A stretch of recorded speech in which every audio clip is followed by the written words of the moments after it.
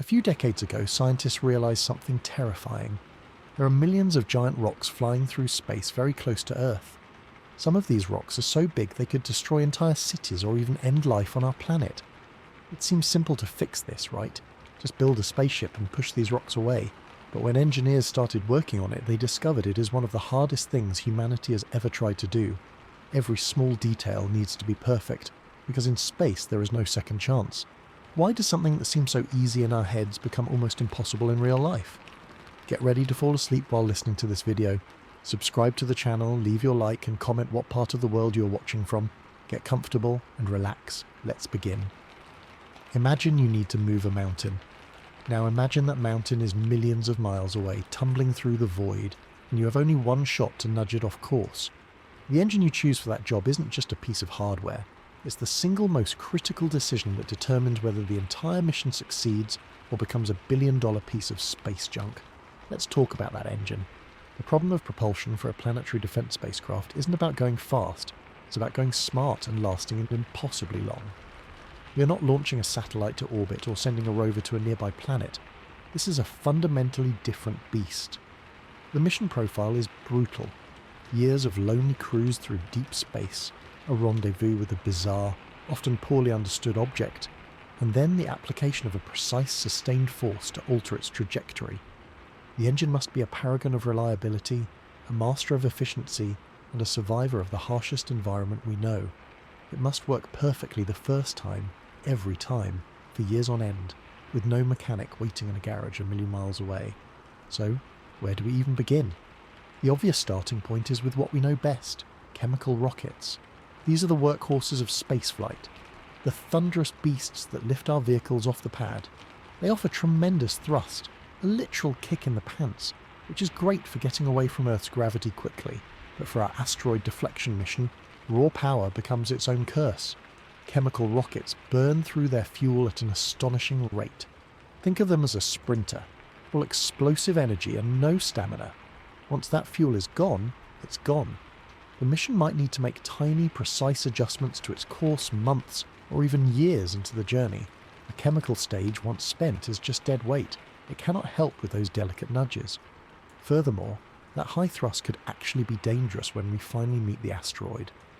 Pushing too hard, too fast against a loose pile of rubble could just blow material off its surface or, worse, break the object apart, creating multiple smaller threats instead of one big one. So while chemical propulsion might be part of the initial launch from Earth, it is almost certainly not the primary engine for the long haul and the delicate deflection push. This leads us to the other end of the spectrum, electric propulsion. This includes ion thrusters and plasma engines. Their principle is one of beautiful efficiency. Instead of a violent chemical explosion, they use electrical power, often from solar panels, to accelerate inert gas like xenon to tremendous speeds. The thrust from one of these engines is incredibly faint, often compared to the weight of a single sheet of paper resting on your hand. But here's the magic. They can keep pushing that piece of paper for years. They sip fuel with an elegance chemical rockets can only dream of. For a long-duration mission, this high-specific impulse, a measure of fuel efficiency, is a godsend. It means we can carry less propellant or have a much longer pushing capability with the same mass.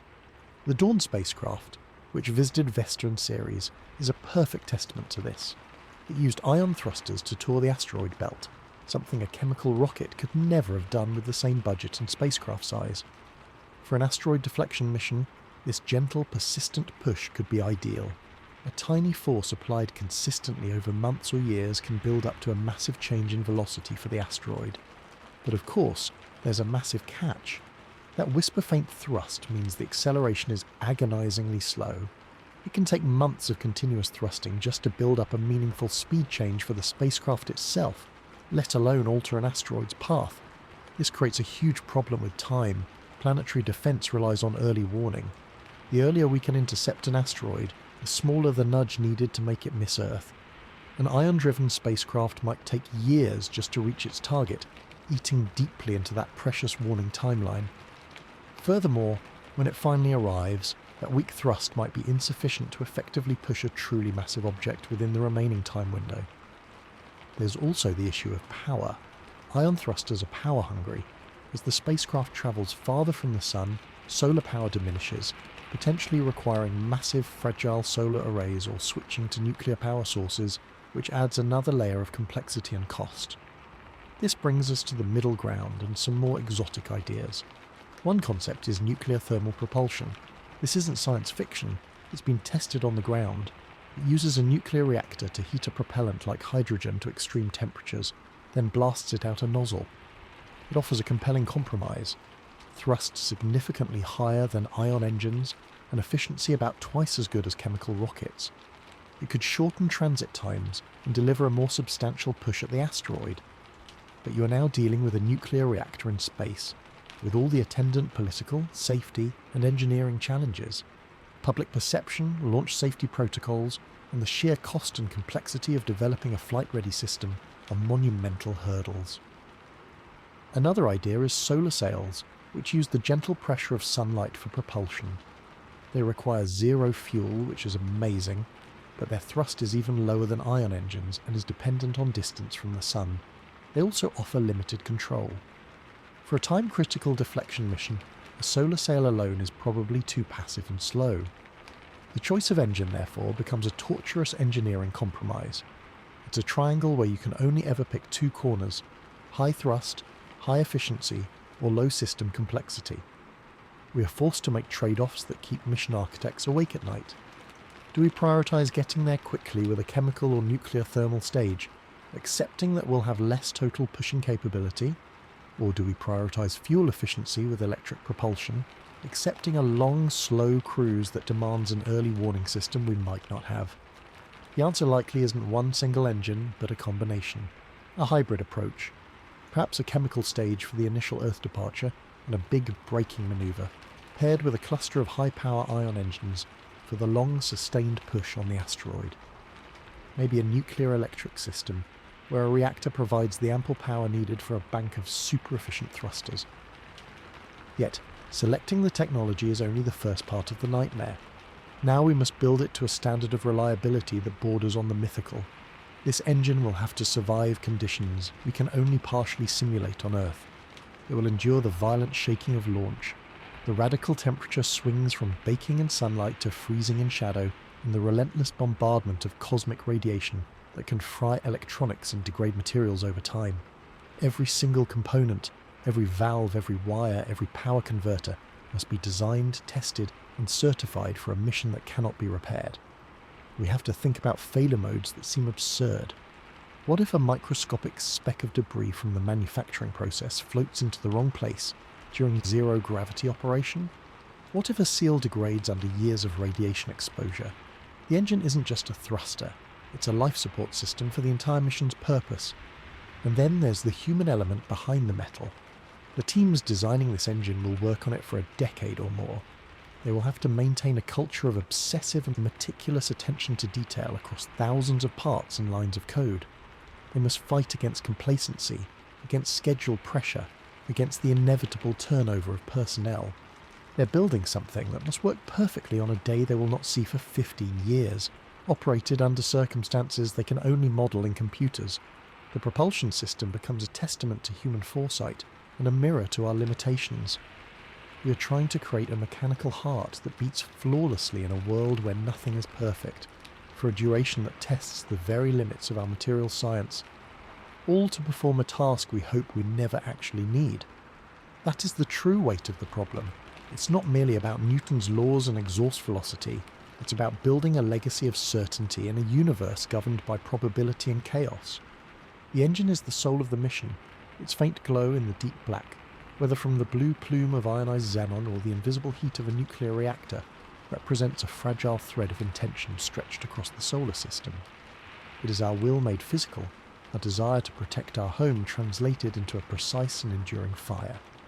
Choosing and building that fire is the first and perhaps greatest leap of faith in turning a planetary defense concept from a whiteboard dream into a concrete reality, waiting silently on a launch pad. Every calculation, every weld, every test is a step toward answering the ultimate question. When the time comes, will our creation be ready to perform its one and only, critically important task? The propulsion system holds that answer, long before the asteroid even appears as more than a blinking dot in a telescope. Its design is a promise we make to the future, a promise that we must ensure it can keep. So we have our engine, a masterpiece of reliability pushing us silently through the void. But a powerful engine is useless if you do not know where you're going, or more critically, if you cannot find the specific rock you are supposed to push. This is where the mission confronts a problem of almost absurd precision. You're not flying to Mars, a large familiar planet with a predictable gravity field. You're aiming for a dark, irregular chunk of material, possibly no bigger than a stadium, floating in the infinite blackness millions of miles from home. Finding it, matching its speed and trajectory exactly, and then manoeuvring around it with centimetre-level accuracy is a challenge that makes landing on the moon look trivial. And here is the kicker. You cannot joystick this thing in real time. The delay in communications sees to that. By the time a signal from Earth reaches the spacecraft, minutes have passed. By the time the spacecraft's response comes back, more minutes are gone. In the critical final approach, you are not a pilot. You're a spectator watching a recording of events that have already happened. The spacecraft must fly itself. This absolute need for autonomy transforms the spacecraft from a simple vehicle into a robotic explorer with its own senses and a formidable brain. It has to perceive its environment, make decisions and execute maneuvers entirely on its own. Think about that for a second. A machine built and programmed years earlier on Earth must independently navigate to a tiny, fast-moving target in complete darkness, with no GPS, no road signs, and no one to call for help. The first part of this, just finding the asteroid, is a monumental task of celestial mechanics. Initially, the asteroid is just a dot of light, a pixel in a telescope. Ground-based radars and telescopes provide the best trajectory estimate they can, but those estimates have error bars, sometimes large ones. The spacecraft's initial path is aimed at where the asteroid is predicted to be, not where it definitely is. As the spacecraft gets closer, it must switch from navigating by the stars to navigating by the target itself. This is where its suite of sensors comes into play, a combination of eyes and lasers that must work in harmony. Typically, the spacecraft will use optical navigation cameras as its primary eyes. These are not simple cameras. They're highly sensitive instruments designed to spot a faint, dark object against the even darker backdrop of space. As the asteroid grows from a pixel to a discernible shape, the onboard software begins a constant process of tracking. It takes images, identifies the asteroid against the star field, and calculates its own relative position and velocity. But light alone is not enough for precision. To truly know the distance, the spacecraft uses LiDAR, which is like radar but with laser light. It fires pulses of laser light at the asteroid and measures the time it takes for the reflection to return. This gives a precise range, closing the final dimension of the navigation puzzle. Combining the camera's data on direction with the LiDAR's data on distance, the spacecraft's computer builds a real-time, three-dimensional model of its position relative to this tumbling, irregular rock. Any error in this model, even a tiny one measured in millimeters per second, compounds over time. A slight miscalculation during approach could mean missing the asteroid entirely, or worse, colliding with it and destroying the mission in a cloud of debris. But the challenges of this autonomous navigation are magnified exponentially by the nature of the asteroid itself. We often picture asteroids as solid, potato-shaped rocks. Many are not. Many are rubble piles, loose collections of boulders, gravel and dust held together by the faintest whisper of gravity. This presents a nightmare for the sensors. The surface is not a neat reflective plane. It is chaotic, full of shadows, cracks and boulders. When the LiDAR fires its pulse, the reflection can come back scattered and confused from different parts of the uneven surface, making the exact distance fuzzy. The optical navigation software, trying to identify the center of the asteroid for tracking, might get confused as the object rotates, presenting new shapes and shadows. The asteroid's gravity field is also lumpy and unpredictable, exerting tiny, uneven tugs on the spacecraft that must be accounted for. The spacecraft's brain must filter all this noisy, ambiguous data and still deduce a clean, accurate trajectory. It is like trying to walk across a wobbly, dimly lit bridge while looking at your reflection in a shattered mirror. Therefore, the software running this show is arguably more advanced and critical than the hardware. This is not a simple navigation program. It is a complex, layered system of artificial intelligence and fault protection. It must process sensor data, run sophisticated orbital mechanics calculations in real time, and fire the thrusters to adjust the course. But it also must be paranoid. It must constantly check its own health and the validity of its data. What if a cosmic ray flips a bit in the memory, causing a false sensor reading? What if the camera momentarily gets blinded by the sun? The software must have multiple redundancies and sanity checks. It might use multiple independent algorithms to calculate the same maneuver and compare the results. It needs a library of contingency plans. If it loses track of the asteroid, what does it do? Does it hold its position, scan the sky, or abort to a safe distance? These decisions must be pre-programmed, as there is no time to ask Earth. This code is the culmination of years of testing and simulation, trying to imagine every possible go-wrong scenario in an environment that is inherently unpredictable. One bug, one unhandled exception, and the mission quietly sails past its target, a useless artifact. We have seen glimpses of this technology in action, which gives us hope but also highlights the stakes.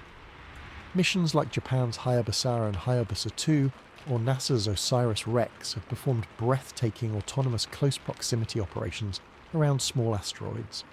They have descended to the surface, tapped them, and collected samples. These were rehearsals for the kind of navigation a deflection mission would need. OSIRIS-REx, for instance, used a sophisticated system called natural feature tracking. Before the descent, it mapped the landing site, identifying boulders and craters as unique landmarks. During the final approach, its onboard computer compared real-time camera images to this map, adjusting its descent trajectory autonomously to avoid hazards and reach the exact spot. This is the level of precision we are talking about. For a deflection mission, however, the manoeuvring might be even more prolonged. Instead of a quick touch and go, the spacecraft might need to hold a precise position just meters from the surface for days, weeks, or months, all while applying its gentle push. It must maintain this station despite the asteroid's rotation, solar radiation pressure, and its own exhaust plume possibly disturbing the dusty surface. The final layer of this navigation puzzle is perhaps the most mind-bending. The spacecraft might have to map the asteroid on the fly and choose its own parking spot. Remember, we often know very little about the asteroid before we get there. Its exact shape, rotation, and surface composition are mysteries. So the spacecraft's first task upon arrival might be an extensive autonomous reconnaissance phase. It will fly around the object using its lasers and cameras to build a detailed three-dimensional model. Then, its software must analyze that model according to preset engineering rules. Where is the most stable, solid-looking area for an attachment? Where is the optimal point to push to maximize the change in trajectory? This is not a pre-scripted sequence. It is an autonomous decision based on real-world data gathered in deep space. The spacecraft becomes a surveyor, a geologist, and a pilot, all rolled into one. After making its choice, it must then execute the incredibly delicate maneuver to bring itself to that exact point in space, matching the asteroid's tumble perfectly. All of this happens over a communication delay of tens of minutes. The team on Earth receives a data packet that says essentially, "I have arrived, mapped the asteroid, chosen a site, and am now in position for the push." They're not commanding it, they're monitoring it. This transfer of responsibility from human to machine is the core of the navigation challenge. We are building a surrogate, endowing it with our best collective intelligence and instincts, and then setting it free to perform a task we could never hope to control directly. Its ability to see, think, and act for itself is the only thing that can bridge the vast gulf of time and space between the idea of planetary defense and its practical, physical execution. Every millisecond of sensor processing, every calculated thruster pulse, is a testament to our attempt to extend our will and our precision across the solar system, trusting a creation of code and metal to find a needle in the cosmic haystack and then ever so carefully push it. So your spacecraft has performed a miracle of autonomous navigation, finding and matching orbits with a dark, tumbling asteroid. Now comes the real test. How do you physically push it? This seems like a simple engineering problem until you confront the reality of what an asteroid actually is. We are not dealing with a monolithic, solid rock like a mountain in space. Many, perhaps most, asteroids of a size we'd worry about are what scientists call rubble piles. Think of them not as a single boulder, but as a collection of countless boulders, gravel, dust, and ice, all loosely held together by their own minuscule gravity. The The entire structure might be more like a flying sandcastle than a piece of granite. Now imagine you need to push a sandcastle. If you just stick a thruster on it and fire, you're likely to just blow a hole in it, scattering material and potentially breaking the object into several smaller, still dangerous pieces. This is the core dilemma of anchorage. You cannot push something effectively unless you have a firm, secure connection to it. And achieving that connection on a surface that might be nothing more than loosely packed gravel, with virtually no gravity to hold you down, is a problem that keeps engineers up at night.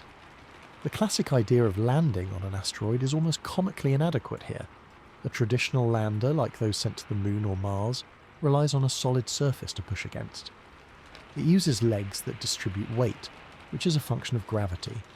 On an asteroid, the gravity is so faint that you cannot really land in the conventional sense. You more delicately rendezvous and make contact. If you try to settle a spacecraft onto a rubble pile surface, you would not experience a firm touchdown. Instead, you might sink in, or your exhaust plume from the thrusters trying to hold you down would violently disturb the surface, kicking up a dust cloud that could obscure sensors or coat your spacecraft. The surface might not bear any weight at all. It could be like trying to stand on a pile of ball bearings. So the straightforward approach of just setting down and firing a big engine is off the table. The connection method has to be something that can grapple with this uncertain, possibly fluid-like surface. This has led to some ingenious and frankly wild-sounding concepts. The most commonly proposed is the harpoon. The idea is that instead of landing softly, the spacecraft approaches the surface and fires one or more robust harpoons into it, with tethers attached. These are not simple spears. They are complex devices that might penetrate and then deploy anchors, like umbrella tips or barbs, inside the asteroid material to gain purchase. Once anchored, the spacecraft could then reel itself into a stable position, or simply use the tether as a firm point to push against. Another concept involves a net or a bag.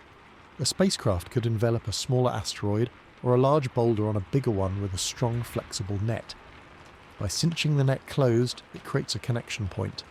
Some ideas even propose shooting a kind of adhesive foam that would harden around surface materials, creating a custom-made anchor pad. Each of these solutions sounds like something from a sci-fi movie, but they are serious proposals born from a serious problem. The immense difficulty, however, is testing these systems on Earth. We can simulate the vacuum and temperature of space in chambers. We can simulate some aspects of low gravity on parabolic flights, but only for seconds at a time.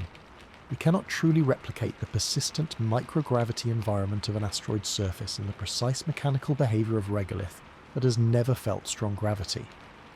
The way particles cling to each other in that environment, a property called cohesion, is very different from on Earth. A harpoon that tests perfectly in a sandbox on Earth might act completely differently when fired into identical-looking material in space. On Earth, gravity provides a constant compressive force, holding the sand together. In microgravity, that force is almost absent, and the material's strength comes from weak electrostatic forces between particles. It could be fluffier, more prone to collapsing, or surprisingly rigid. You cannot perfectly test the final deployment on the ground. This means a huge amount of faith is placed in computer models and scaled tests. But the first true full-scale test is the mission itself, with no option for a redesign. Compounding this testing nightmare is the fact that we often will not know the precise surface composition until we get there. Is the asteroid a relatively solid chunk of metal? A porous sponge of rock? A loose aggregate of ice and dust? The anchor system has to work across a wide range of these possibilities. This drives engineers to design for the worst-case scenario, which usually means adding complexity, weight, and redundancy. Maybe the spacecraft carries both a harpoon and a net system. Maybe it has a drill for more solid asteroids. All of this extra mass fights directly against the rocket equation, making the launch more expensive and difficult. It also creates more potential points of failure. The mechanism to fire the harpoon, the reel for the tether, the deployment system for the net, each is a piece of moving machinery that must work flawlessly after years in deep space, in extreme temperatures and under radiation bombardment. A simple mechanical jam could end the mission. This brings us to an elegant but slow alternative, the gravity tractor. This concept sidesteps the anchorage problem entirely. Instead of touching the asteroid, the spacecraft uses its own modest mass and a highly efficient ion engine to hover near to the asteroid. The gravitational pull between the spacecraft and the asteroid, though incredibly tiny, is enough that by holding this position for months or years, the spacecraft can slowly tug the asteroid off course. It is a completely contactless method. The beauty is its universality. It does not matter what the asteroid is made of, its shape, or its rotation. As long as you can navigate precisely to hold station, it will work. But the drawback is time and efficiency. The force exerted is minuscule, so you need a very long warning time, decades ideally. It also requires extremely precise navigation to maintain that hovering position without crashing into or drifting away from the asteroid, which circles back to those same autonomous navigation challenges we just discussed. For a large asteroid or a shorter warning time, the gentle pull of a gravity tractor might simply not be enough. Given the limitations of the gravity tractor for urgent threats, the focus often returns to contact methods, and with that, the sheer risk involved. This mission has one shot. If the anchorage fails, if the harpoon bounces off, or the net slips, or the spacecraft gets entangled and toppled, there is no time to go back and try again. The asteroid will continue on its path. This pressure forces a philosophy of radical simplicity and over-engineering. Engineers might design a system that uses multiple independent harpoons, so if one fails, others can take over. They might design the spacecraft to be able to hop to a different site, and try again if the first anchorage attempt seems unstable. All of this decision-making again likely needs to be autonomous. The spacecraft, after analysing the surface, must choose the best anchorage site and then execute the sequence, possibly with the ability to abort and retry if sensors indicate the anchors are not holding. It is a high-stakes robotic ballet occurring light minutes away from any human intervention. The psychological weight of this is immense. Teams spend over a decade designing, building and testing this one mechanism. They run thousands of simulations, test with different analog materials, and still they have to accept a level of uncertainty that would be unacceptable in almost any other field of engineering. They are building a key to fit a lock they have never seen, for a door that must be opened on the first try. When the moment comes for the spacecraft to attempt anchorage, it will be the culmination of countless human hours and nerves, all riding on a few kilograms of gears, cables and hardened metal firing into the unknown. The success of the entire deflection effort hinges on this mechanical handshake with a pile of rubble. It is a humbling reminder that for all our computational power and navigation genius, sometimes the mission comes down to a physical hook, finding purchase in ancient floating stone. And in that moment, the abstract mission of planetary defense becomes utterly concrete, a literal thread of connection between human technology and a primal celestial object. The spacecraft must become, temporarily, a part of the asteroid itself, a barnacle on a cosmic whale, persuading it to change its course ever so slightly. Making that connection reliable is not just an engineering sub-problem, it is the fundamental act that translates our intentions into a physical force on a solar system scale. Without it, the best engine and the smartest navigation software are just a spectator, watching the object pass by. The dilemma of anchorage forces us to invent a new kind of space architecture, one built not for orbits or landings, but for persistent, intimate and forceful contact with the most unpredictable and ancient terrain in the cosmos. Every component, from the largest thruster to the smallest barb on a harpoon, must be aligned towards that single goal, to hold on and to push. Even if we solve the monumental engineering puzzles of propulsion, navigation and anchorage, there is a silent, pervasive enemy that has nothing to do with physics or software: time. Not the time it takes to travel through space, but the time it takes to get a project like this off the ground here on Earth. The brutal, non-negotiable physics of orbital mechanics demands that a deflection mission be launched years, often decades, before a predicted impact. A tiny nudge applied early adds up over millions of miles to create a wide miss. A huge shove applied too late is useless.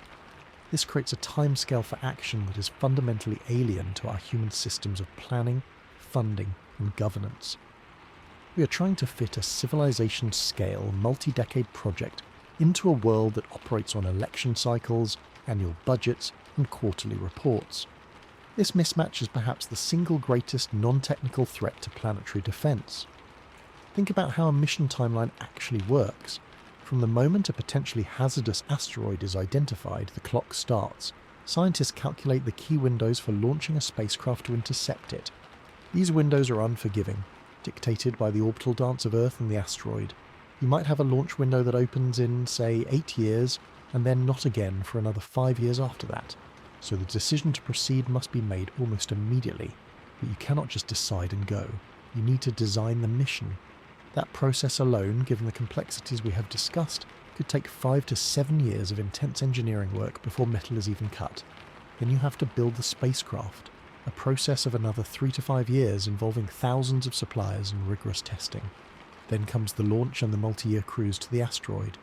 The entire pipeline, from a political go to a successful deflection, can easily span 15 to 25 years. That is a generation. Now, contrast that with the rhythm of politics. A presidential or parliamentary term is 4 or 5 years. A budget is approved 1 year at a time. The people who vote the initial funding will almost certainly not be in office to see the mission succeed, or even launch. Their political opponents might be in charge later, eager to cancel or reshape their predecessors' projects.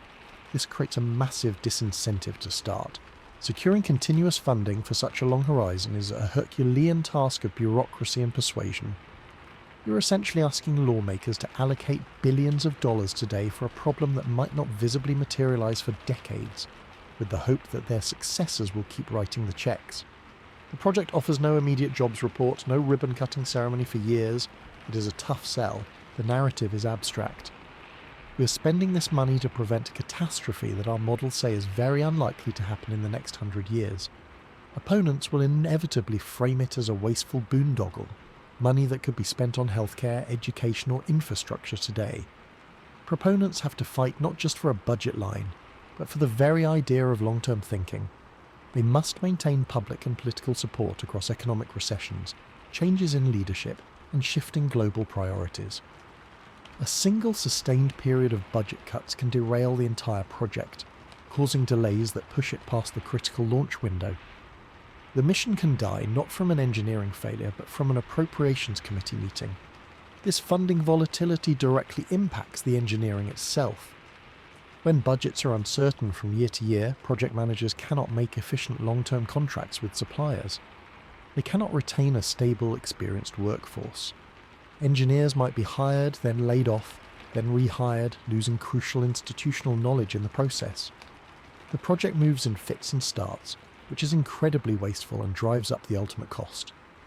Furthermore, the technology chosen at the start of the design phase can become obsolete halfway through development.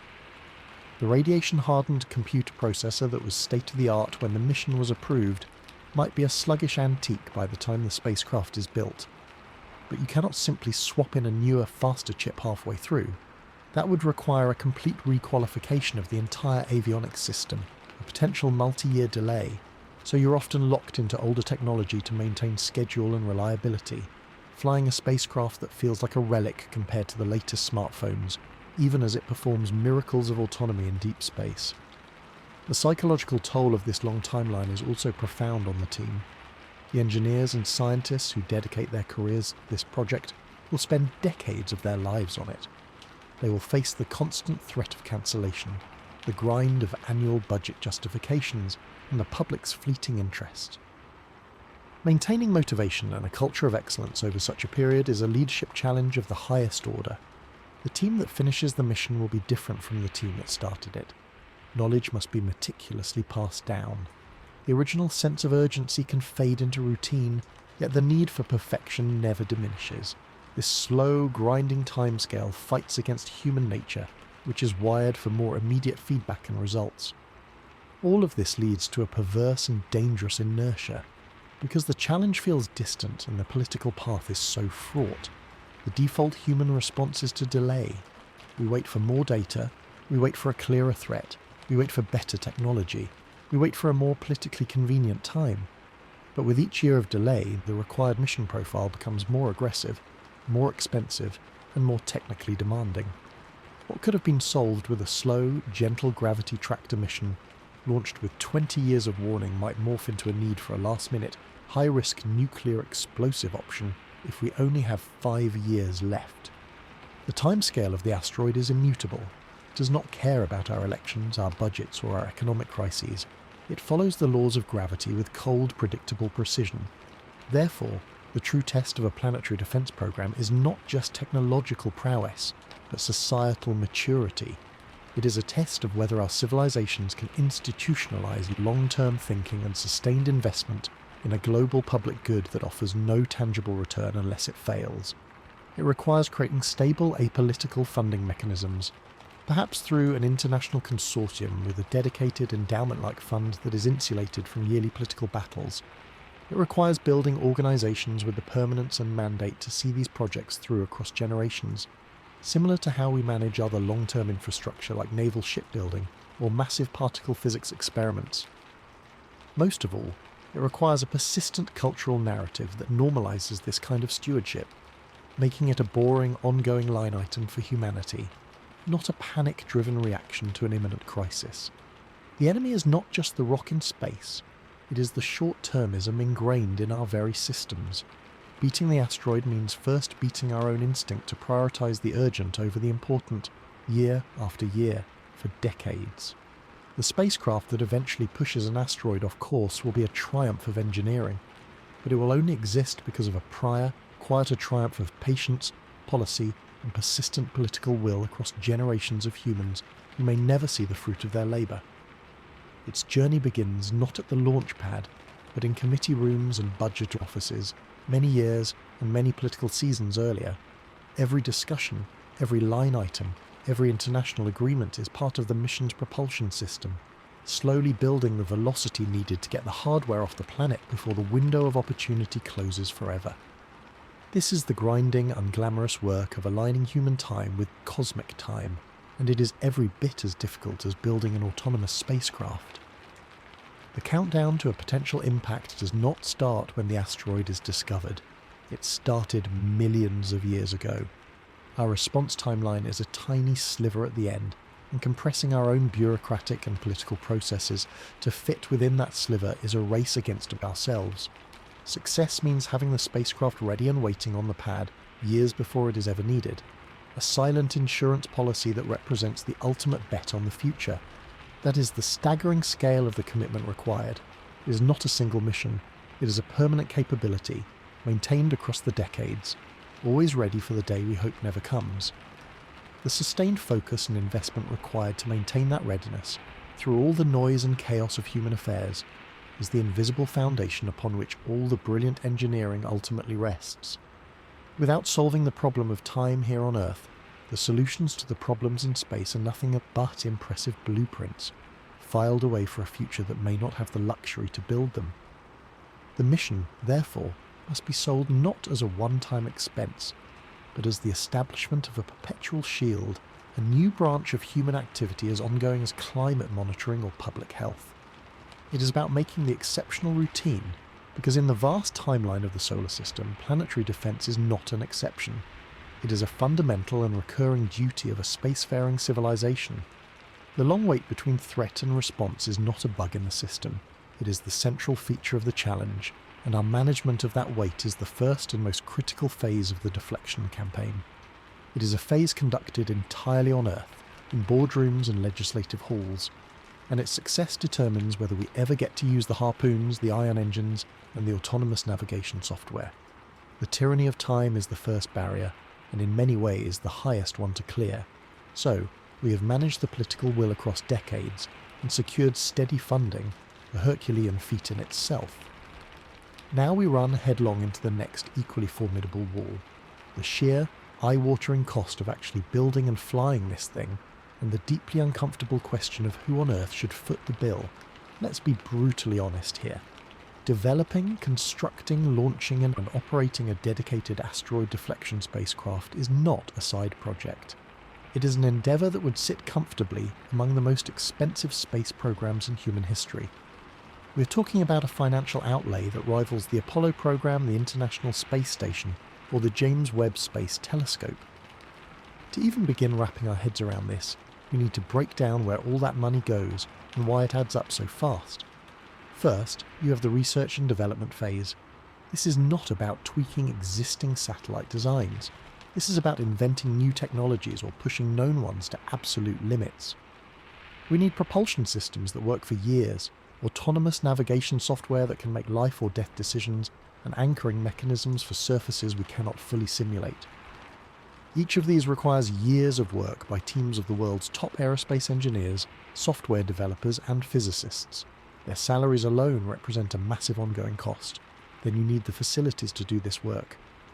We are talking about advanced laboratories, massive clean rooms for assembling spacecraft components, giant vacuum chambers to simulate the emptiness of space, and vibration tables that can shake a full-scale spacecraft model as violently as a rocket launch. Building, maintaining, and operating these facilities costs a fortune. Then comes the actual hardware. Nothing on this spacecraft can be bought off the shelf. Every single component, from the largest solar panel to the smallest microprocessor, must be space-grade. This means it is designed and built to survive extreme temperatures, brutal radiation, and years of reliable operation with zero maintenance. This involves custom manufacturing, often with rare or specialized materials, in very small batches. The cost per unit is astronomical compared to consumer electronics. A simple radiation-hardened computer chip can cost tens of thousands of times more than the chip in your phone. Now, before you even think about flying, you have to test everything. And I mean everything. You test each component individually, then you test subsystems together, then you test the entire integrated spacecraft. Testing is not a quick check. It is a prolonged torture session. You bake the spacecraft in ovens and freeze it in cryogenic chambers, cycling it hundreds of times to simulate the temperature swings between sunlight and shadow. You bolt it to a table and shake it violently to ensure it can survive launch. You put it in a vacuum chamber for weeks or months, operating all its systems to see how they behave. Each of these tests requires specialized equipment, energy, and highly skilled technicians, all adding to the bill. After surviving testing, you build the actual flight model, which is essentially a perfect, pristine copy of the tested model, but with even more rigorous inspection. Then you need to launch it. This spacecraft will be heavy, packed with fuel and robust systems, so it will require one of the most powerful rockets available. Launch services for heavy lift vehicles represent a single line item that could easily be in the hundreds of millions of dollars. Once it is off the planet, the spending does not stop. You now need to operate the mission. This means a dedicated control center staffed around the clock with engineers and scientists for years. It means paying for time on the Deep Space Network, the global array of giant radio antennas that are our only lifeline to the spacecraft. Maintaining that network is itself a multi-million-dollar annual endeavor. So, when you add it all up, research, development, facilities, custom parts, exhaustive testing, launch and operations, you arrive at a total cost that is comfortably in the range of tens of billions of dollars for a single mission. And here is the economic kicker that makes this so politically thorny. There is zero direct financial return on this investment. This is not a communications satellite that will generate revenue for a corporation. It is not an Earth observation system that can be sold as a service. It is not even a pure science mission that might yield Nobel Prizes and spin-off technologies, though those could be happy accidents. This is planetary insurance. You're spending a colossal sum of money to prevent a catastrophe that, statistically, is very unlikely to happen in any given year or even decade. Try selling that to a finance minister who has to justify budgets for healthcare, education and infrastructure to voters who want results now. This fundamental nature, a gigantic expense for a shared benefit with no profit, is what defines it as a global public good. A public good is something from which everyone benefits, and from which no one can be easily excluded. Clean air is a public good. National defence is a public good within a country. Planetary defence against asteroids is a public good for the entire world. And this is where human nature and geopolitics throw a wrench into the gears. Since the entire planet benefits, who should bear the cost? This immediately triggers the free rider problem. Why should any single nation, or even a coalition of nations, pay the full price when other countries will be saved regardless of whether they contributed a single cent? This is not a hypothetical. It is the central political obstacle. Imagine an international summit where world leaders are asked to pledge billions to a planetary defence fund. The negotiations would be a minefield. Wealthy nations might argue they should pay more because they have more to lose, but they will also demand controlling influence over the project. Poorer nations might rightly argue they cannot afford it, or that the historical carbon emitters and spacefaring nations created the technological society most at risk, so they should pay. Historical grievances and current geopolitical tensions would surface immediately. Would certain countries trust their rivals to manage such a powerful capability? Would a nation contribute if its strategic opponent is leading the project? The distrust is palpable. This lack of trust could lead to a worst-case outcome: duplication. Instead of one well-funded, globally cooperative mission, we might see 2, 3 or 4 competing national programs. The United States, China, Russia, the European Union, or others might each decide to build their own asteroid deflection spacecraft. This is catastrophically inefficient. It multiplies the total cost for humanity as a whole, and each individual program, starved of the pooled resources, might be underfunded, rushed, and less reliable. Furthermore, multiple deflection capabilities could create confusion and even conflict during a crisis. If an asteroid is headed our way, which country's spacecraft do we use? What if different nations have different risk assessments and advocate for different deflection strategies? What if one nation's attempt inadvertently complicates another's? The coordination nightmare could waste precious time and even increase the risk. So, the only sensible path is true international cooperation, akin to the International Space Station, but on a larger scale and with far higher stakes. But creating that cooperative framework is a diplomatic challenge of epic proportions. First, you need to establish a funding mechanism. Do you create a mandatory fund based on a formula, like a percentage of a nation's GDP? Do you rely on voluntary contributions, knowing some will freeload? Who collects and manages the money? A new United Nations agency? An extension of an existing body like the European Space Agency? Each option comes with bureaucratic baggage and political resistance. Then there is governance. Who gets to make the decisions? A council of contributing nations? A scientific advisory panel with executive power? The decision to actually launch a deflection mission is monumental. It involves committing the hardware, potentially risking it, and accepting liability for any unintended consequences. How is that decision made? Is it a unanimous vote? A majority? Does any single country get a veto? Imagine a scenario where an asteroid is detected with a 70% probability of impact in 15 years. Most scientists say we should launch a deflection mission now to be safe, but one powerful nation, due to internal politics or a distrust of the data, vetoes the launch. The entire world is held hostage by one political entity. Designing a decision-making process that is both rapid and legitimate, and that can function under immense stress, is a puzzle we have never solved at a global level. Then there is liability, a lawyer's playground of terrifying possibilities. If the deflection mission goes wrong, if the spacecraft breaks the asteroid into several still dangerous pieces, or if it accidentally alters the trajectory to make the impact worse, or even if it hits the wrong asteroid, who is legally and financially responsible? The country that built the spacecraft? The international consortium that approved the launch? The scientists who designed the maneuver? These questions must be answered with treaties and agreements before any mission flies, or no nation will sign on to the risk.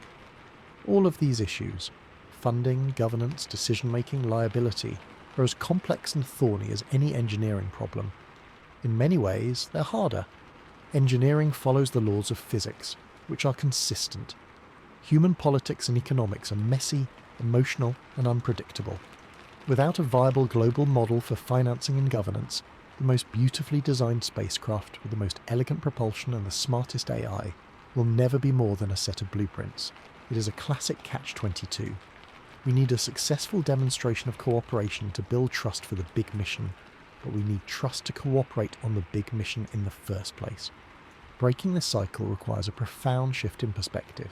It requires framing planetary defense not as a cost, but as a non-negotiable pillar of a mature, spacefaring civilization.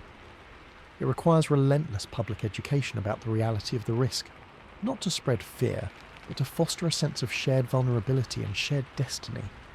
It requires building cooperation incrementally, starting with joint technology development programs, shared early warning telescope networks, and regular international deflection exercises and simulations. These steps build the muscles of cooperation and the institutional knowledge needed for the real thing. The money is, in a sense, the easy part. Humanity has vast wealth. The hard part is aligning our political and economic systems to allocate that wealth for a long-term collective good. The price tag of planetary defence is a mirror held up to our species. It asks whether we can see ourselves as Earthlings first when it truly counts. It asks if we can prioritise our common survival over our short-term squabbles. The spacecraft's journey begins long before launch, in the meeting rooms and treaty negotiations where we decide, once and for all, that some bills are meant to be split by everyone. Even if we miraculously solve the political and financial hurdles, pooling tens of billions from across the globe to fund a single mission, we then confront a sobering and terrifying engineering reality. All that money, all that international cooperation, and all that cutting-edge technology ultimately condensed down into a physical object, a spacecraft comprising millions of individual parts. And in the unforgiving realm of deep space, those parts are woven together in a web of such critical interdependence that the failure of a single, seemingly insignificant component, a wire, a sensor, a valve costing pennies, can unravel the entire mission, rendering the investment and effort a silent, floating monument to human error. This is the spectre of cascade failure. It is the understanding that in a system where every function is mission critical, there are no minor failures, only potential seeds of total collapse. Consider the environment this machine must endure.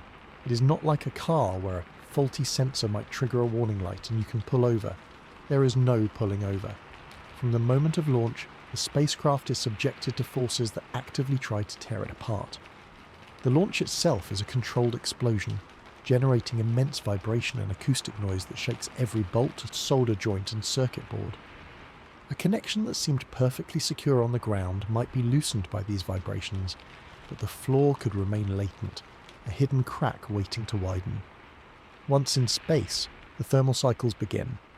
The spacecraft might spend hours in direct, brutal sunlight, its surfaces heating to temperatures that could fry an unprotected electronic component, then swing into the deep shadow of a planet or its own asteroid target, plunging into a cold so intense that metals contract and lubricants stiffen.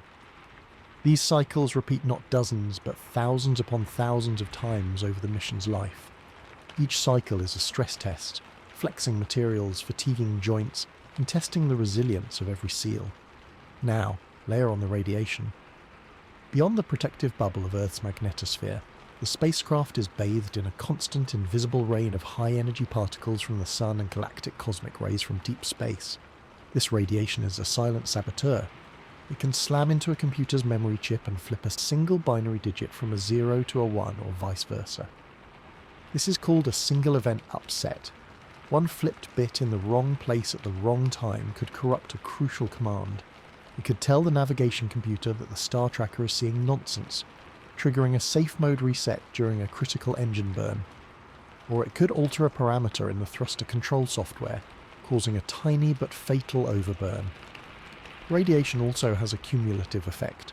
Over years it physically degrades materials, darkening solar panel glass and reducing power output, or slowly damaging the crystal structure of semiconductors, making them less efficient and more prone to failure. The spacecraft is, in a very real sense, being slowly cooked and eroded from the inside out by an environment we cannot fully shield against. This is where the concept of interconnectivity becomes a nightmare. A spacecraft is not a collection of isolated boxes. It is a holistic organism. The power system feeds the computers. The computers command the thrusters and the communication radios. The sensors feed data to the computers. The thermal control system keeps everything within operable limits. A failure in one subsystem invariably stresses another. Let's walk through a hypothetical but entirely plausible cascade scenario. Imagine a small, inexpensive temperature sensor on a thruster fuel line begins to drift out of calibration. It starts reporting temperatures that are slightly but consistently higher than the true value. The spacecraft's fault protection software, which is designed to be paranoid, monitors this. After seeing a series of high readings, it concludes the thruster cluster is overheating, perhaps due to a stuck valve or a leak. To protect the vehicle, it automatically shuts down that entire thruster branch. This is a smart move for preserving the spacecraft, but it has just eliminated redundancy for attitude control. Now, the spacecraft is operating on its secondary thrusters. A month later, a micrometeoroid, a speck of dust travelling at orbital speeds, strikes one of the secondary thruster's propellant lines. Not enough to rupture it, but enough to cause a microscopic leak. The pressure in that line begins a slow decay. The pressure sensor detects this. The fault protection software, now aware it has lost the primary thruster branch and is seeing a leak in a secondary, makes a conservative decision. It safes all thrusters to prevent any unintended firing from the faulty system. The spacecraft can now no longer control its orientation. Loss of attitude control is a death sentence. The spacecraft needs to point its solar panels at the sun for power and its communications antenna at Earth for commands.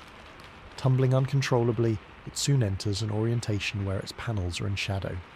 Battery power begins to drain. Within hours, the batteries drop below the minimum voltage needed to keep the central computer and radio alive. The computer shuts down. The spacecraft goes silent, a dead metal husk spinning in the dark. Mission over. What was the root cause? Not the micrometeoroid, not the software. It was the slow drift of a cheap temperature sensor, a component worth maybe a few $100s, that initiated the sequence of events that led to total failure. This is cascade failure. A single mundane anomaly triggers a series of automated, logical responses that collectively box the spacecraft into a corner from which it cannot escape. The very redundancy and fault protection designed to save it become the instruments of its demise because they could not account for that specific unlikely chain of events. This forces an almost absurd level of scrutiny on every single part. The culture must be one of zero tolerance, but that is more a slogan than a practical reality. The real goal is to drive failure probabilities so low they are almost unimaginable. This is done through a rigorous, exhaustive and mind-numbingly detailed process called failure modes and effects analysis, or FMEA. Teams of engineers take every component down to the resistor and screw level and ask, how could this fail? They list every possible failure mode: open circuit, short circuit, parameter drift, mechanical fracture, etc. Then, for each failure mode, they analyse the effect locally, on the subsystem, and on the entire mission. They assign probabilities and severity ratings. For any failure with a severe effect, they must design a mitigation. That mitigation could be a hardware redundancy, 2 sensors instead of 1, so the computer can compare and ignore a faulty reading. It could be a software workaround, a way to infer the correct temperature from other data if that sensor fails. Or it could be a procedural control, a specific test during assembly to detect that particular flaw. The documentation for this process for a deep space mission fills thousands upon thousands of pages.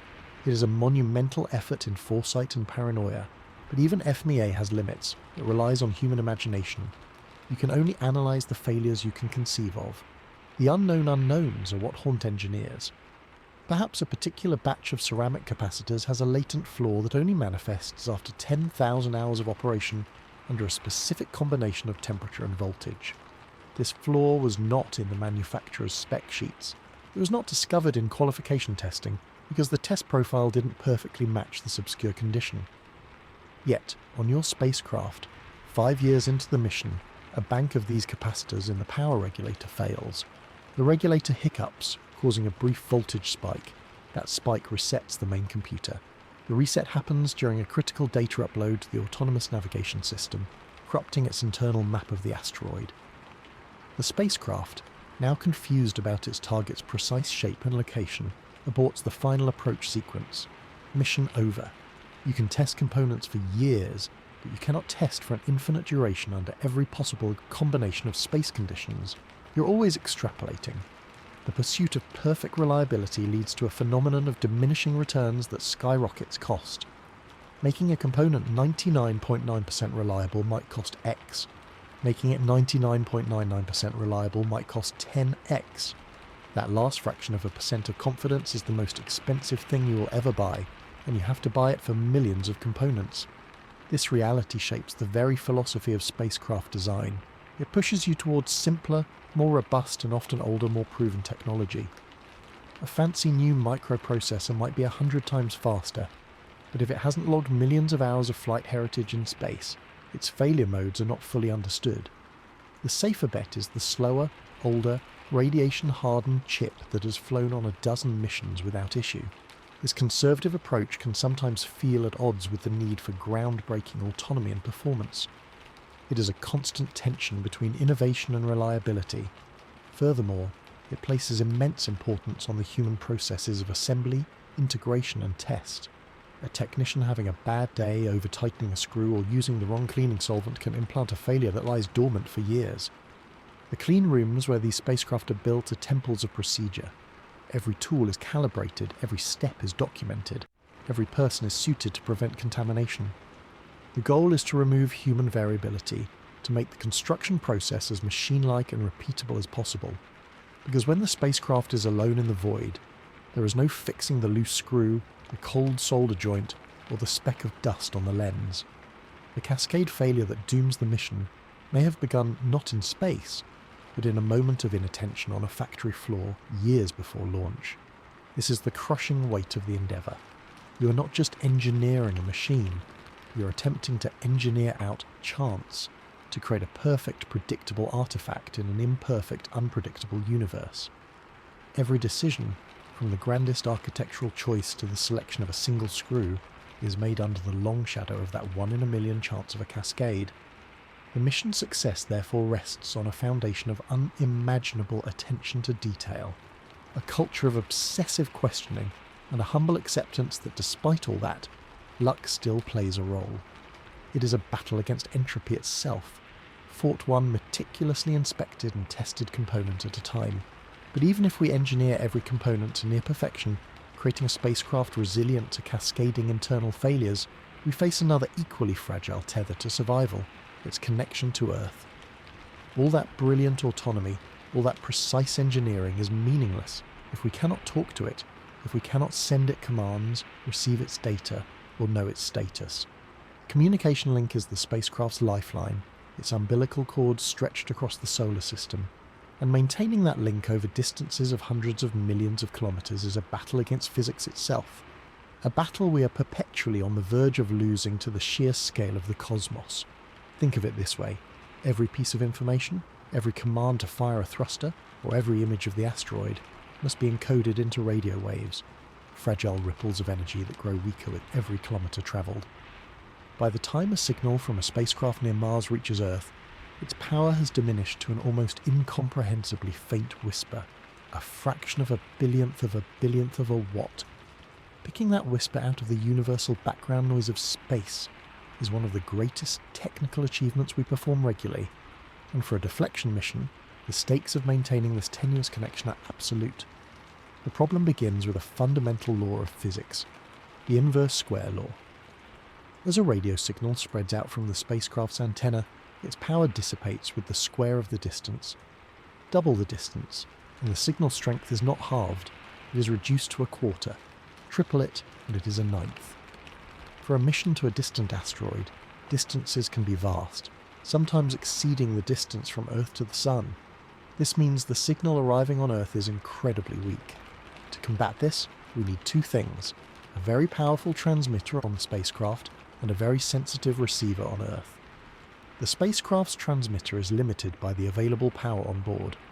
You cannot have a radio that uses more energy than your solar panels or nuclear generator can produce, especially when that energy is also needed for thrusters, computers and instruments. So the spacecraft's antenna must be highly directional, focusing its limited power into a tight beam aimed precisely at Earth, like a laser pointer rather than a light bulb. This demands exquisite pointing accuracy. The spacecraft must know its own orientation in space with pinpoint precision and constantly adjust to keep that narrow beam trained on a planet that, from its vantage point, is a tiny pale blue dot in a sea of stars. Any significant pointing error, and the beam misses Earth entirely, plunging the mission into silence. On the ground, we compensate with sheer size. Our ears to the solar system are the giant parabolic dishes of the Deep Space Network, or DSN. These complexes, located in California, Spain and Australia, feature antennas up to 70 meters in diameter. These colossal dishes are miracles of engineering in their own right, able to move with incredible smoothness to track spacecraft across the sky. Their immense surface area acts like a funnel for radio waves, collecting that faint whisper of a signal over a large area and concentrating it onto a sensitive receiver cooled to near absolute zero to minimize its own internal electronic noise. The DSN is a shared, overbooked resource for every deep space mission NASA and its partners operate. Getting enough antenna time to support a critical deflection mission, which would need near constant tracking during key operations, is a major logistical challenge. A gap in coverage during a crucial engine burn or asteroid approach could mean losing the data that confirms the maneuver worked, leaving humanity in agonizing uncertainty for hours or days. Then there is the speed of light delay, which creates a form of operational schizophrenia. Radio waves travel at the speed of light, which is fast but not instantaneous. At the distance of Mars, the one-way light time can be 20 minutes. For an asteroid farther out, it could be half an hour or more. This means when the flight controllers see an alert on their screens indicating a problem, that problem actually occurred tens of minutes ago. By the time they diagnose it and send a command to fix it, another hour has passed. In a fast-evolving crisis during close asteroid operations, this is untenable. Therefore, the spacecraft must be able to handle emergencies entirely on its own. The communication link is not for real-time control, it is for supervision, for downloading recorded data, and for uploading pre-programmed sequences of commands that the spacecraft will execute later. This turns mission control into planners and reviewers, not pilots. They send a large block of instructions. Here is the sequence for the next 3 days. Approach from this angle, take these images, then fire the thrusters in this pattern. They then wait hours to see the telemetry confirming it all happened as planned. The latency imposes a profound psychological and operational distance, reinforcing that the spacecraft is truly on its own. The communication system itself is a potential single point of failure, despite redundancies. The spacecraft typically has one high-gain antenna, the main directional dish. If that antenna's deployment mechanism fails, or if it cannot point correctly due to a fault in the attitude control system, the mission reverts to slower, omnidirectional low-gain antennas. These can communicate without precise pointing, but their data rates are glacial, often just a few bits per second. Sending a single high-resolution image could take weeks. For a mission that needs to send back vital mapping data of the asteroid to inform its own next moves, this is a catastrophe. Also, the radio equipment on board, like everything else, is vulnerable. A power surge could damage the transmitter. Radiation could degrade the amplifiers. The extreme thermal cycling could cause a connection in the waveguide to crack. Redundancy is built in, but often the backup system is less capable. Losing primary communications effectively lobotomizes the mission, reducing it to a pre-programmed automaton that can no longer receive updates or send home its most important findings. Furthermore, space is not a clean, empty channel. The signal must pass through the sun's corona, through Earth's atmosphere, and through belts of natural radio noise from Jupiter and the galaxy. Solar storms can cause scintillation, where the signal ripples and fades as it passes through turbulent plasma. Rain or atmospheric turbulence at the ground station can further degrade the already weak signal. The engineers must use sophisticated error-correcting codes, which add extra bits to the data so that the receiver can detect and fix errors that occur during transmission. This is essential, but it reduces the net data rate. Every bit of precious power that goes into sending a fix this error code is a bit not used for science or engineering data.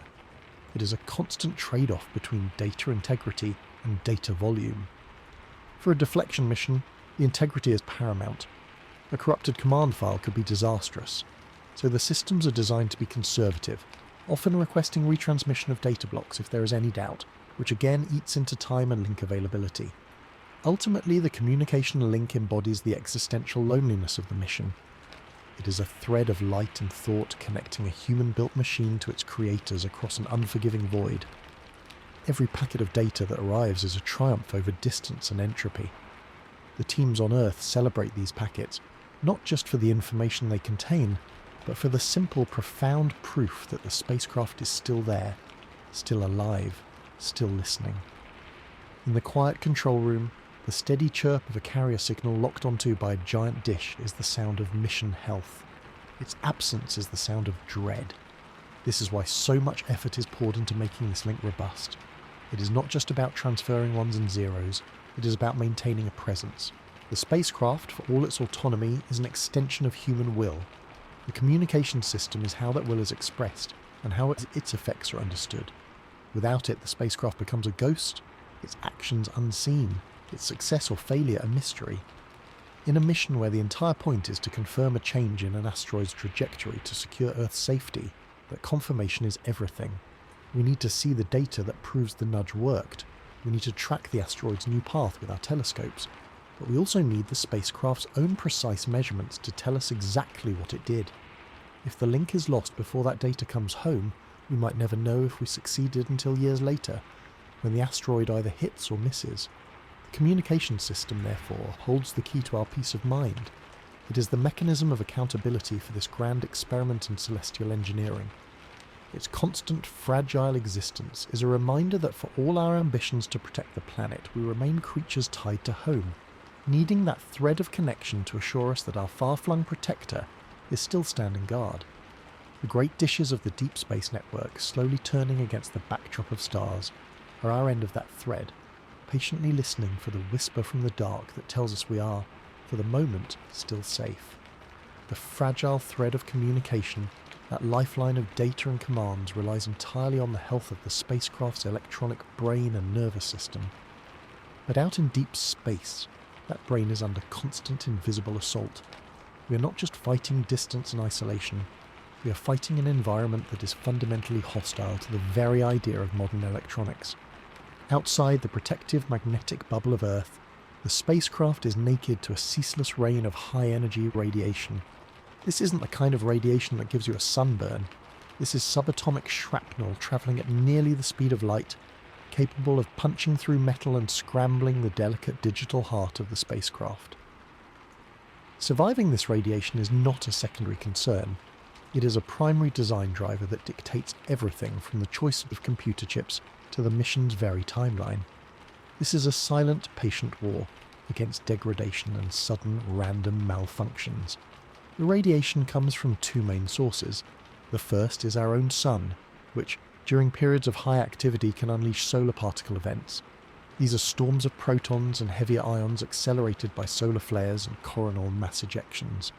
Think of them as a blast of charged sand, but each grain has enough energy to penetrate shielding and disrupt circuits. The second, more persistent source is galactic cosmic rays. These are atomic nuclei, from hydrogen to iron, that have been accelerated to tremendous speeds by distant supernovae and other cosmic events. They're always there, a background drizzle of the universe's most energetic particles. A single galactic cosmic ray particle can have the energy of a professionally pitched baseball, but concentrated into a subatomic point. When one of these particles slams into a silicon chip, it does not just bounce off. It can create a miniature explosion of charge, leaving a trail of ionization that can temporarily or permanently damage the microscopic structures inside.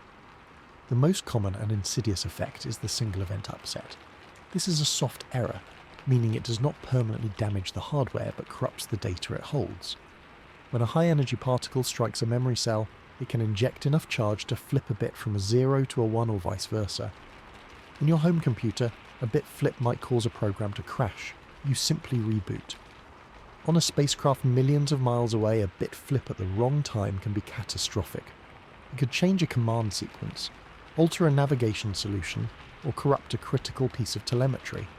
The spacecraft's fault protection software might interpret this corrupted data as a real sensor failure, triggering unnecessary safe modes or, worse, incorrect corrective actions.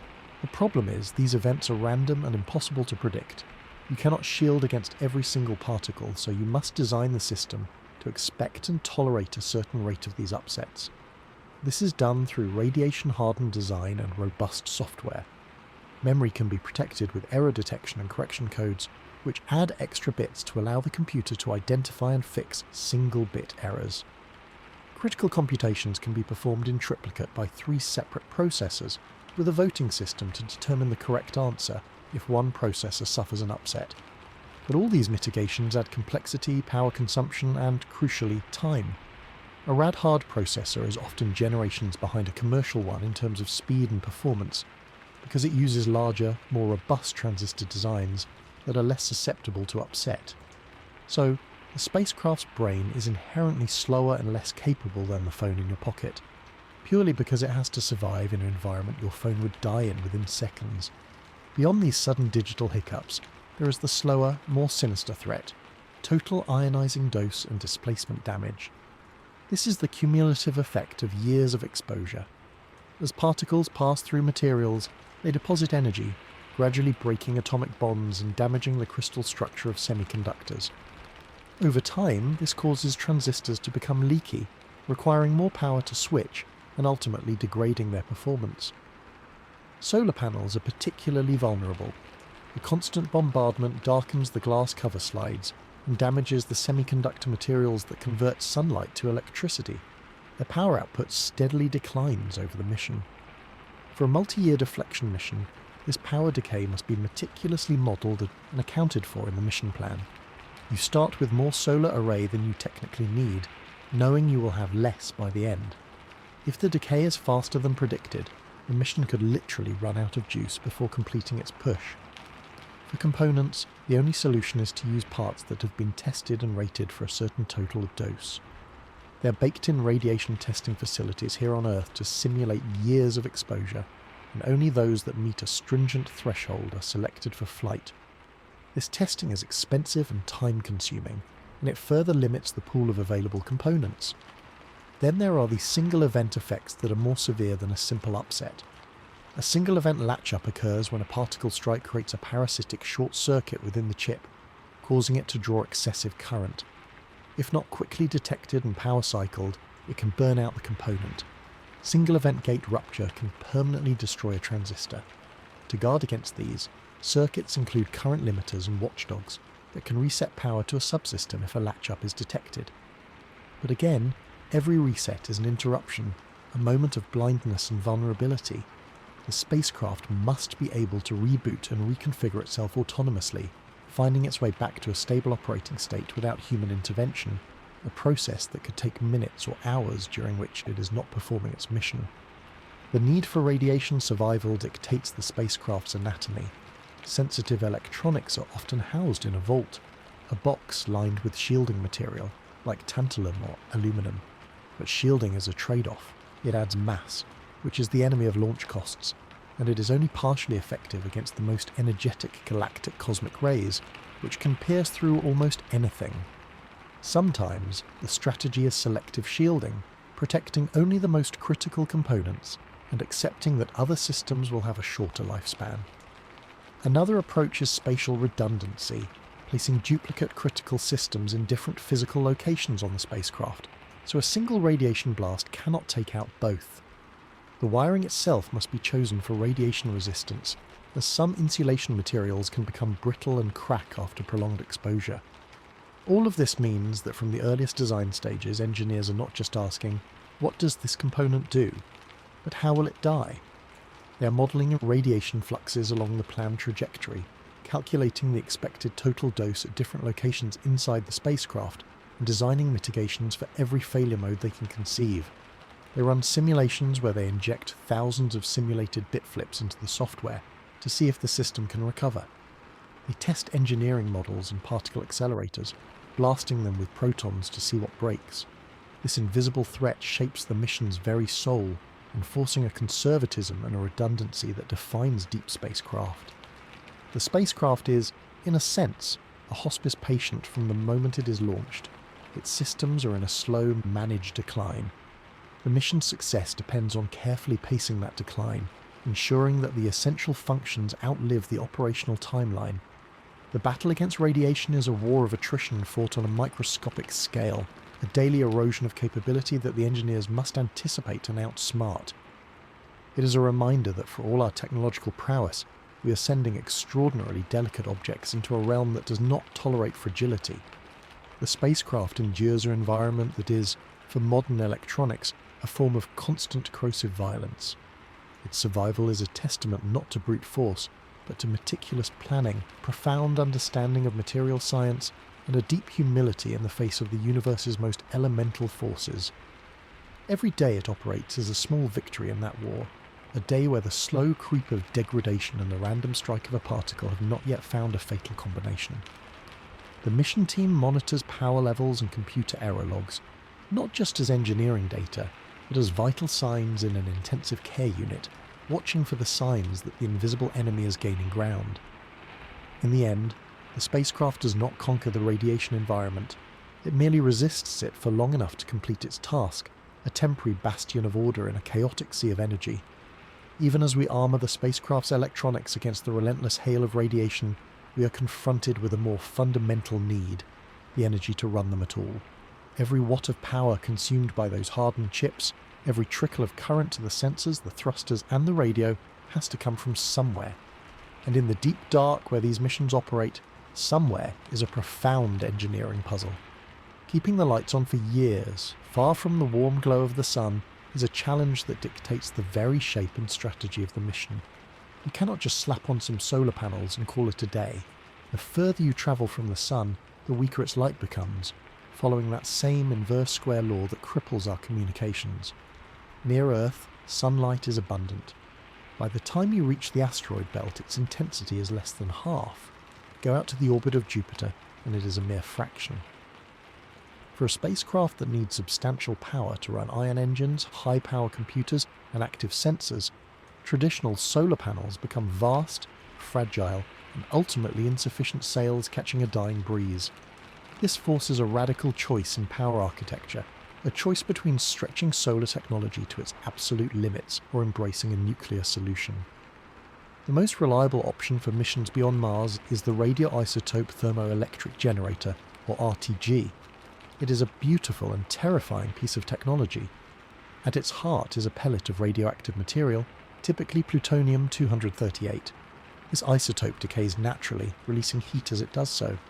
That heat is constant and predictable, diminishing only slightly over decades. The RTG converts this heat directly into electricity through solid-state thermocouples, devices that generate a voltage when there is a temperature difference. There are no moving parts, it just sits there, glowing hot, making power.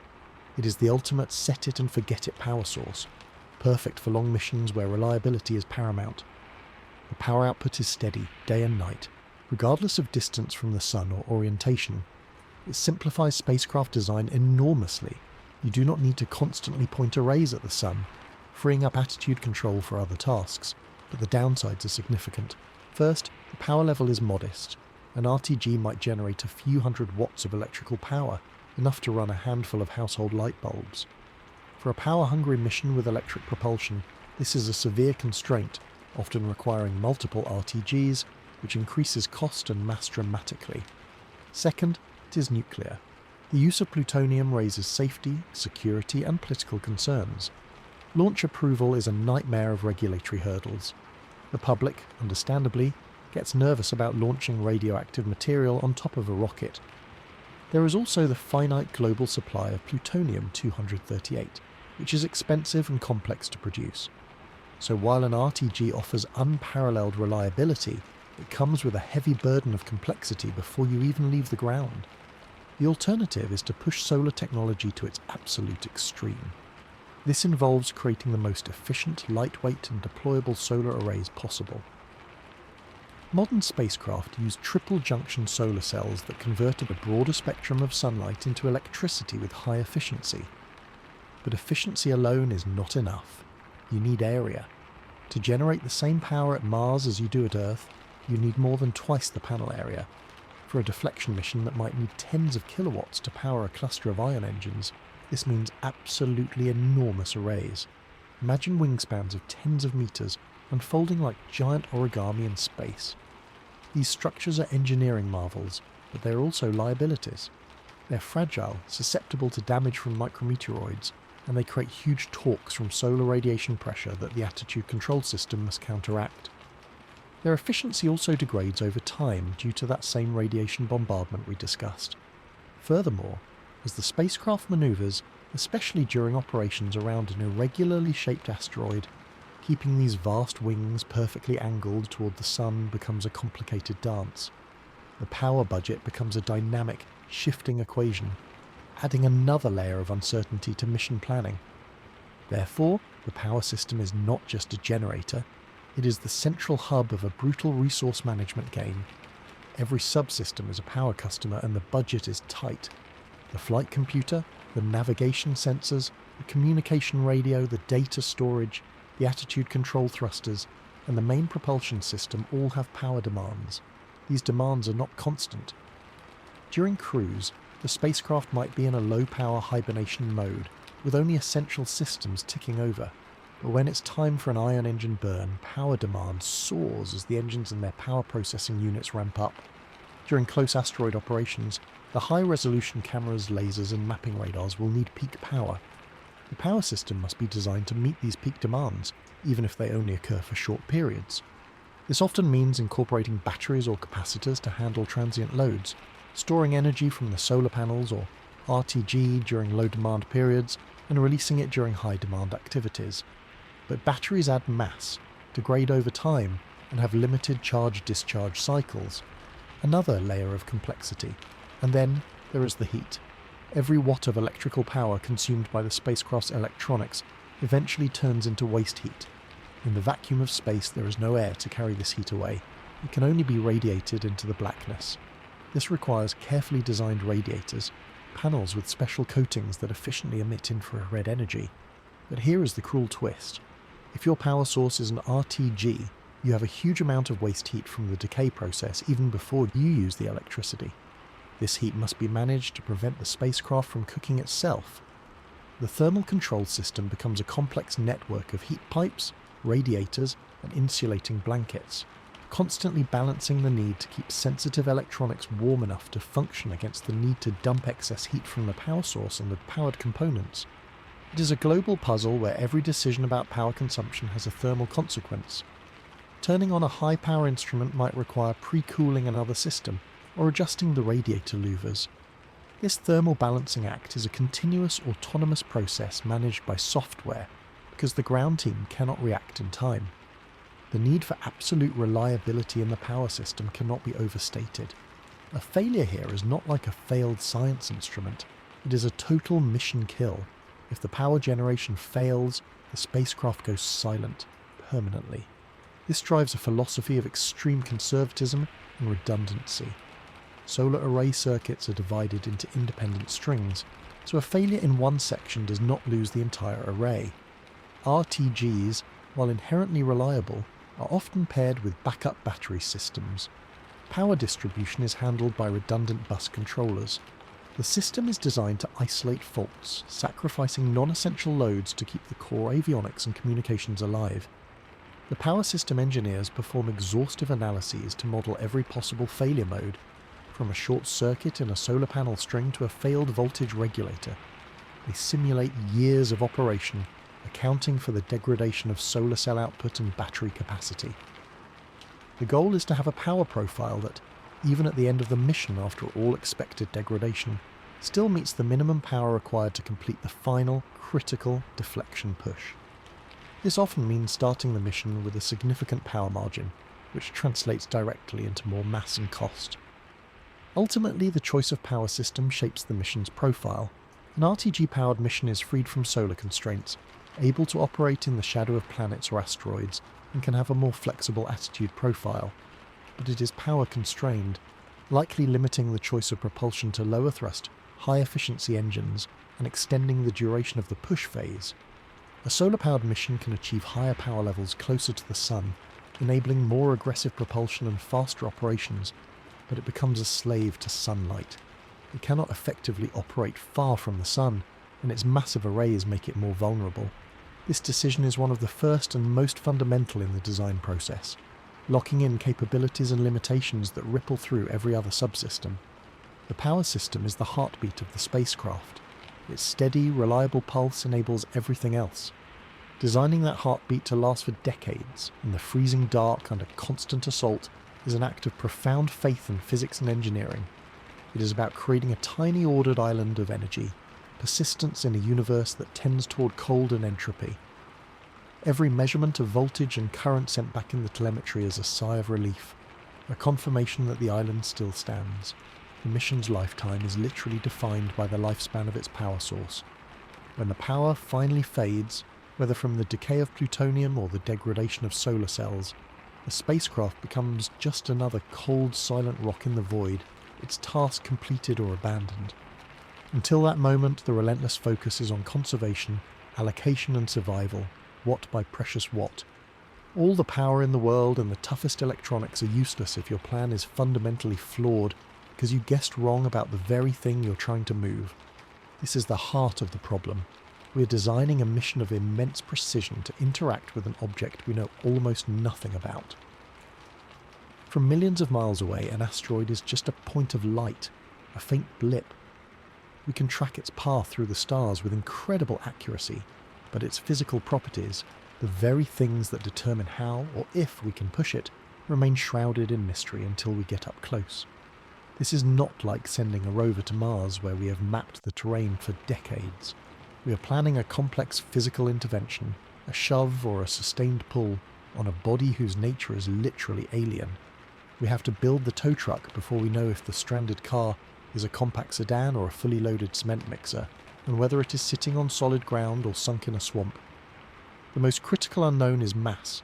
Everything in orbital mechanics comes down to mass. The force needed to change an object's velocity, to nudge it off a collision course, is directly proportional to its mass. Get the mass wrong, and your entire mission is misscaled.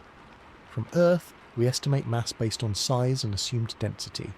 We measure size through optical brightness and thermal infrared emissions, and sometimes radar if it passes close enough. But density is a huge guess. Is it a solid chunk of iron-nickel metal? A porous pile of rocky rubble? A mix of ice and rock? Two asteroids that look identical in a telescope could have masses differing by a factor of 10. If we overestimate the mass, we might send a spacecraft too weak to budget. If we underestimate, we might over-design, wasting billions, or worse. Apply a force calculated for a lighter object and either break a fragile rubble pile apart or send it spinning uncontrollably without a meaningful trajectory change. A 20% error in the mass estimate could be the difference between a successful deflection and a tragic waste. Closely tied to mass is the internal structure, and this is perhaps the greater nightmare. We have terms like rubble pile that sound theoretical until you realise your billion-dollar mission hinges on it. Is the asteroid a monolithic boulder, a single solid piece? Or is it a collection of boulders, gravel and dust, held together by the faintest whisper of gravity? Or something in between, a solid core with a loose mantle? This internal architecture dictates how it will respond to force. A kinetic impactor, like NASA's DART mission, works by transferring momentum in a sudden blow. That works well on a monolithic body, where the shockwave propagates through the entire object. On a rubble pile, the impact might just create a crater and blow out a plume of material, like hitting a gravel pile with a sledgehammer. The momentum transfer could be less efficient, or it could even disrupt the object, turning one threat into many. A gravity tractor or a direct push mission relies on a gentle, sustained force. But if you try to push a rubble pile, will the force be transmitted through the loose material to the entire mass? Or will you just compress the regolith beneath you, like trying to push a sand dune? The unknown structure forces us to prepare for the worst-case scenario, which usually means designing more complex, versatile and robust systems, driving up mass and cost. Then there is rotation. Asteroids tumble. Some spin slowly, completing a rotation every few hours. Some spin so fast that loose material is barely held on at the equator. Some have complex non-principal axis rotation, wobbling like a badly thrown football. This matters profoundly. For any contact method, you have to match that spin to attach securely. A rapidly spinning asteroid makes anchorage exponentially harder. Your spacecraft could be flung away or your tether tangled. Even for a non-contact gravity tractor, holding a precise, stable position near a rotating, irregularly shaped object is a navigational nightmare because the gravity field itself is uneven and changing. The rotation also affects the asteroid's long-term trajectory through the Yarkovsky effect, where uneven heating from the sun causes a tiny but steady thrust. To predict an asteroid's path decades into the future, and to plan a deflection that will last that long, we need to understand its rotation and thermal properties. Again, something we cannot fully grasp from afar. Surface properties are another vast unknown. What is the ground like? Is it a hard, rocky crust? A deep layer of fine, flour-like regolith? A jagged landscape of boulders? This is critical for any hardware that must touch the surface. A harpoon anchor designed for hard rock might shatter on impact or fail to penetrate a dense surface. That same harpoon might sink uselessly into meters of fluffy dust. A footpad for a lander might need a completely different design for the soft terrain versus hard. The spacecraft's sensors, during its final approach, will have to do rapid reconnaissance to choose a safe and effective site. but the physical mechanisms themselves must be built to handle a range of possibilities. This often leads to compromises and over-engineering, mechanisms that are both strong and delicate, anchors that can both penetrate and grip, software that can interpret sensor data and make a safe choice in real time.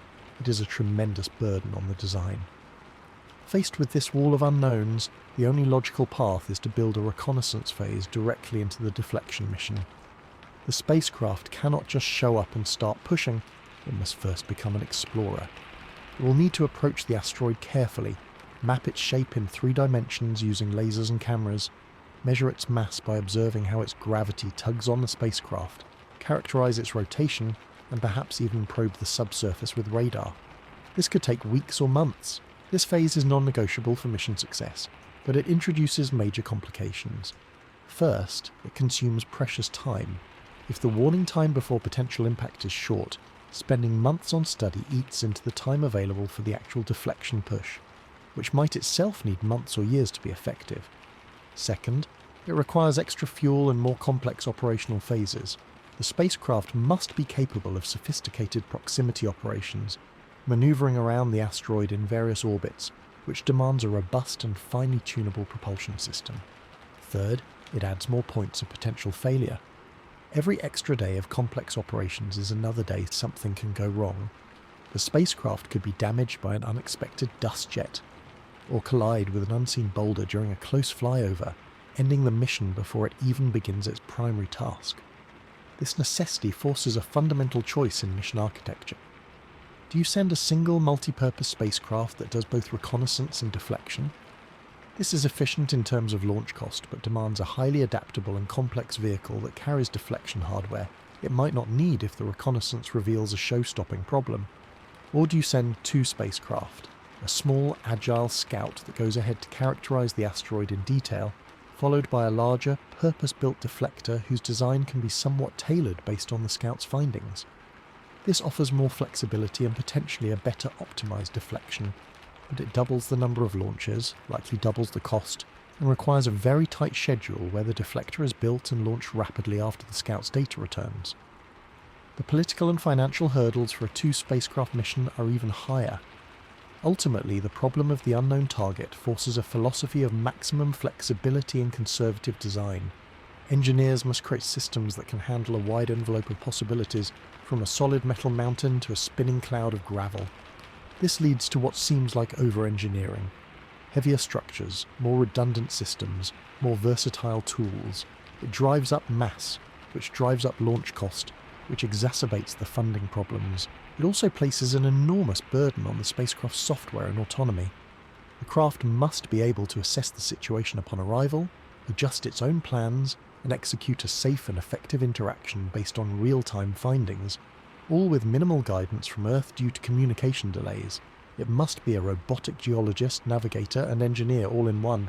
This level of machine intelligence is at the very frontier of our capabilities. The mission, therefore, becomes as much about exploration and adaptation as it is about deflection. We are not just building a battering ram, we are building a detective and a surgeon. The spacecraft must first diagnose the patient, determine its mass, structure, and composition, and then perform the delicate operation, all while the patient is hurtling through space, and the surgeon's hands are tied by a 20-minute communication delay. This incredible challenge highlights a humbling truth about planetary defense. We cannot protect Earth from afar without first becoming intimate with the threat. The journey to understand the asteroid is the first and most critical step in moving it. Every assumption we make from our telescopes is a risk, and the mission's design is a constant battle to mitigate those risks through adaptability, intelligence, and brute force engineering robustness. We are, in essence, designing for the unknown, and that requires preparing for every conceivable reality the solar system might throw at us. The success of the mission hinges not just on our engineering prowess, but on our humility in admitting how much we do not know, and building a machine capable of discovering it for us and acting on that discovery without missing a beat. But even as we strive to understand the asteroid, we must also consider a responsibility that goes beyond mere deflection, ensuring we do not inadvertently become invaders ourselves, carrying earthly life to pristine environments or bringing unknown hazards back home. This might sound like science fiction, but it is a very real, very rigid framework that governs all space exploration, known as planetary protection. At its core, it is the idea that we have an ethical and scientific duty to preserve other worlds for study in their natural state and to protect our own biosphere from potential extraterrestrial contamination. For a deflection mission, this adds another layer of profound complexity, not just in engineering but in philosophy and procedure. We are not just building a spacecraft, we are building a sterile ambassador, a tool that must interact with the celestial body without leaving a single trace of Earth behind. This requirement influences every single step of the mission, from the drawing board to the launch pad, and it comes with a price tag and a set of constraints that can feel as daunting as any radiation or propulsion challenge. Let's break down why this matters so much. First, consider forward contamination. The asteroid we are targeting, especially if it is a primitive body from the outer solar system, is a time capsule. It holds clues to the early formation of our solar system, the building blocks of planets, and possibly even the organic molecules that led to life on Earth. If we accidentally smear it with Earth microbes, bacteria, spores, or other microorganisms that hitchhike on our spacecraft, we could forever corrupt that scientific record. Future missions, or even our own deflection spacecraft's instruments, might detect what they think is evidence of ancient extraterrestrial chemistry, only to find out it is just a contaminant from Florida or Kazakhstan. To avoid this, we must ensure the spacecraft is biologically clean or sterile to an incredible degree. The standards are not about being pretty clean, they're about reducing the microbial burden to levels that are virtually non-existent. For some mission categories, this means having a probability of less theory than 1 in 10,000 that a single viable microbe is present on the entire spacecraft. Achieving this level of cleanliness is a monumental task that begins long before assembly. The process starts with the components themselves. Every piece of hardware, from the largest structural beam to the smallest screw, must be cleaned and often sterilized. Some materials can withstand high-temperature dry heat sterilization. The components are baked in ovens at temperatures high enough to kill even the hardiest microbes for extended periods. But many modern spacecraft components cannot survive that. Delicate sensors, optical lenses, specialized coatings, and especially electronics would be destroyed by such heat. So, alternative methods are used, like vaporized hydrogen peroxide or radiation treatment with electron beams or gamma rays. However, these too can degrade materials, discolor lenses, or cause latent damage to electronics that might only show up years later in space. This forces engineers to make tough choices, either use older, more robust technology that can survive sterilization, or design around the fragility of newer components with partial sterilization and rigorous containment. It limits innovation and can push the spacecraft design towards heritage systems, even if they are less capable. Then comes the assembly environment. The spacecraft is put together not in a regular factory, but in a clean room. You've probably seen images of people in bunny suits. That is what this is about. These rooms have filtered air that remove particles down to a microscopic level, and personnel undergo rigorous gowning procedures to prevent shedding skin cells or hair. Every tool is cleaned and every procedure is documented to avoid introducing contaminants. But clean rooms are for particle control, not necessarily biological sterilization. So, after assembly, the whole spacecraft might undergo a final sterilization process, but again, only if the components can handle it. Often, the approach is to build in ultra-clean conditions and then seal sensitive parts in biobarriers, sterile bags or enclosures that only open after launch or in space. This adds mechanical complexity, mechanisms to jettison covers or deploy instruments without touching non-sterile surfaces. Every extra mechanism is another potential point of failure. Now, let's talk about the other side, back contamination or reverse contamination. This applies if the deflection mission involves bringing back a sample from the asteroid. While a pure deflection mission might not plan to return samples, many proposed concepts include a reconnaissance phase that could involve collecting material to better understand the asteroid's composition. The moment you consider bringing something back to Earth, the planetary protection rules get even stricter. The fear, however remote, is that the asteroid could harbour dormant extraterrestrial life or complex organic molecules that might pose a biohazard to Earth's ecosystem. The probability is infinitesimally small, but the consequence is potentially global, so the precautionary principle demands extreme measures. Any sample return would require a containment system that is absolutely secure, multiple layers of redundancy, and a facility on Earth equivalent to a biosafety level 4 lab, where the most dangerous pathogens are studied. The spacecraft would need to seal the sample in a canister that can withstand re-entry heat and impact, and that can be transferred into the containment facility without any exposure to the environment. The design, testing and approval for such a system would be a mission in itself, adding years and billions to the cost. All of these requirements are codified in international guidelines set by the Committee on Space Research, or COSPAR. COSPAR is not a regulatory body with enforcement power, but it is the de facto standard that space agencies like NASA, ESA and others adhere to, especially because the Outer Space Treaty of 1967 obligates signatories to avoid harmful contamination. This means that before a mission is approved, it must undergo a planetary protection review, where experts assess the mission's target, its activities, and the proposed cleanliness measures. This review process adds bureaucratic hurdles and time. Mission planners must submit detailed documentation, justify their cleanliness protocols, and often revise designs to meet stricter categories. For a deflection mission, which might be time-sensitive due to an impact threat, this review could be seen as a delay, but it is non-negotiable from a scientific and ethical standpoint. Balancing the urgency of planetary defence with the meticulous pace of planetary protection is a delicate act. The impact on the mission's design and cost cannot be overstated. Planetary protection requirements drive up expenses in several ways. First, the cleanroom facilities and sterilisation equipment are expensive to build and maintain. Second, the specialised procedures slow down assembly, requiring more labour hours and meticulous documentation. Third, the need for biobarriers and sterile deployment mechanisms adds complexity and mass to the spacecraft.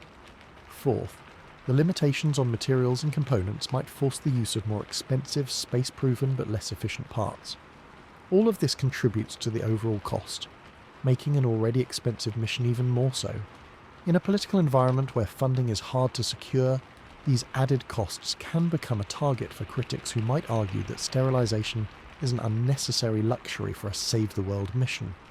But the scientific community would counter that compromising on planetary protection sets a dangerous precedent and could jeopardise future exploration and our understanding of life in the universe. To put this in perspective, consider historical examples. The Viking landers sent to Mars in the 1970s were among the most sterilised spacecraft ever built, subjected to prolonged heat treatment to ensure no terrestrial microbes survived.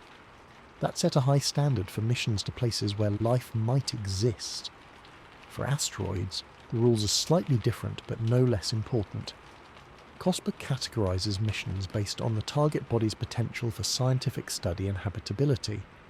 A deflection mission might fall into a category requiring detailed documentation and partial sterilisation, but if the asteroid is rich in organic compounds or water ice, the requirements could escalate. This uncertainty forces mission planners to design for the strictest possible scenario, incorporating features that may never be needed but must be there just in case. This conservative approach is a hallmark of planetary protection. It is better to over-prepare than to risk contamination. Verification of cleanliness is another huge challenge. How do you prove that your spacecraft is sterile enough? You use biological assays, swabbing surfaces and culturing any microbes, but some microbes might not grow in culture. You might use molecular techniques to detect DNA, but that only works for Earth life, and you have to account for the fact that sterilisation might not be uniform. A tiny crevice could harbour a resilient spore. To monitor this, engineers use witness plates, small surfaces placed in the clean room during assembly that are later tested for microbial growth. But even with all this, absolute certainty is impossible. You're dealing with probabilities, and for a mission that might be our only shot at deflecting an asteroid, the risk of contamination might seem secondary, but it is a risk to future science. The ethical dimension is also profound. As we venture out into the solar system, we're transitioning from mere observers to active participants. With the capability to alter celestial bodies comes the responsibility to do so with care. Planetary protection is a manifestation of that responsibility. It is a recognition that other worlds have intrinsic value, even if they are barren rocks, and that we should not thoughtlessly export our biological footprint. For a deflection mission, this might seem secondary. After all, if an asteroid is going to hit Earth, shouldn't we do whatever it takes to stop it? But consider the scenario. We successfully deflect an asteroid, but in the process, we contaminate it with Earth life. Centuries later, when our technology allows for detailed study, we find that the asteroid's surface is covered in hardy bacteria that hitched a ride, making it impossible to know what was originally there. We have lost a piece of cosmic history. Or, in a sample return, if we are not careful, we risk an uncontrolled release that could have unforeseen ecological consequences, however unlikely. Thus, planetary protection is about playing the long game, ensuring that our actions today do not close doors for future generations. In practical terms, for the engineers and scientists working on the deflection mission, planetary protection means that from day one they are not just solving problems of physics and engineering, but also of biology and protocol. They work with planetary protection officers, specialists whose job is to enforce the standards. Every design review includes questions about contamination control. Every test must consider whether it compromises sterilization. Even the launch vehicle and launch site have to be considered, as the spacecraft could be contaminated during integration or on the pad. This holistic approach requires a culture of cleanliness that permeates the entire team. It is a mindset where a fingerprint is not just a smudge. It is a potential vector for microbial life. Now consider the tension with the mission's urgency. If we have a short warning time, say a decade or less, every month of delay counts. Planetary protection procedures, while essential, take time. The sterilization cycles, the clean room assembly, the review boards, all of these could add months or even years to the schedule. In a crisis, might we relax these standards? That is a debate that would happen at the highest levels. But likely the answer is no, because the consequences of contamination are permanent and could affect not just this mission, but all future exploration. Instead, we would need to design missions that can meet planetary protection requirements rapidly, perhaps by having pre-approved designs, stockpiling sterilized components, or developing faster sterilization techniques. This is yet another reason why advanced preparation is key. We cannot wait until an asteroid is on its way to figure out how to build a clean spacecraft. Furthermore, international cooperation is crucial here. Planetary protection standards are global, and any deflection mission would likely involve multiple countries. Aligning different national agencies on cleanliness protocols adds another layer of diplomacy. Each partner might have slightly different procedures or interpretations of the rules, requiring harmonization. This cooperation, while beneficial, can slow things down as consensus is built. But it also ensures that the mission adheres to the highest common standard, preventing any one entity from cutting corners. In the end, planetary protection is not just about rules, it is about mindset. It asks us to think of ourselves not as conquerors of space, but as guests. It reminds us that our technology grants us power, but with that power comes the duty to act with restraint and foresight.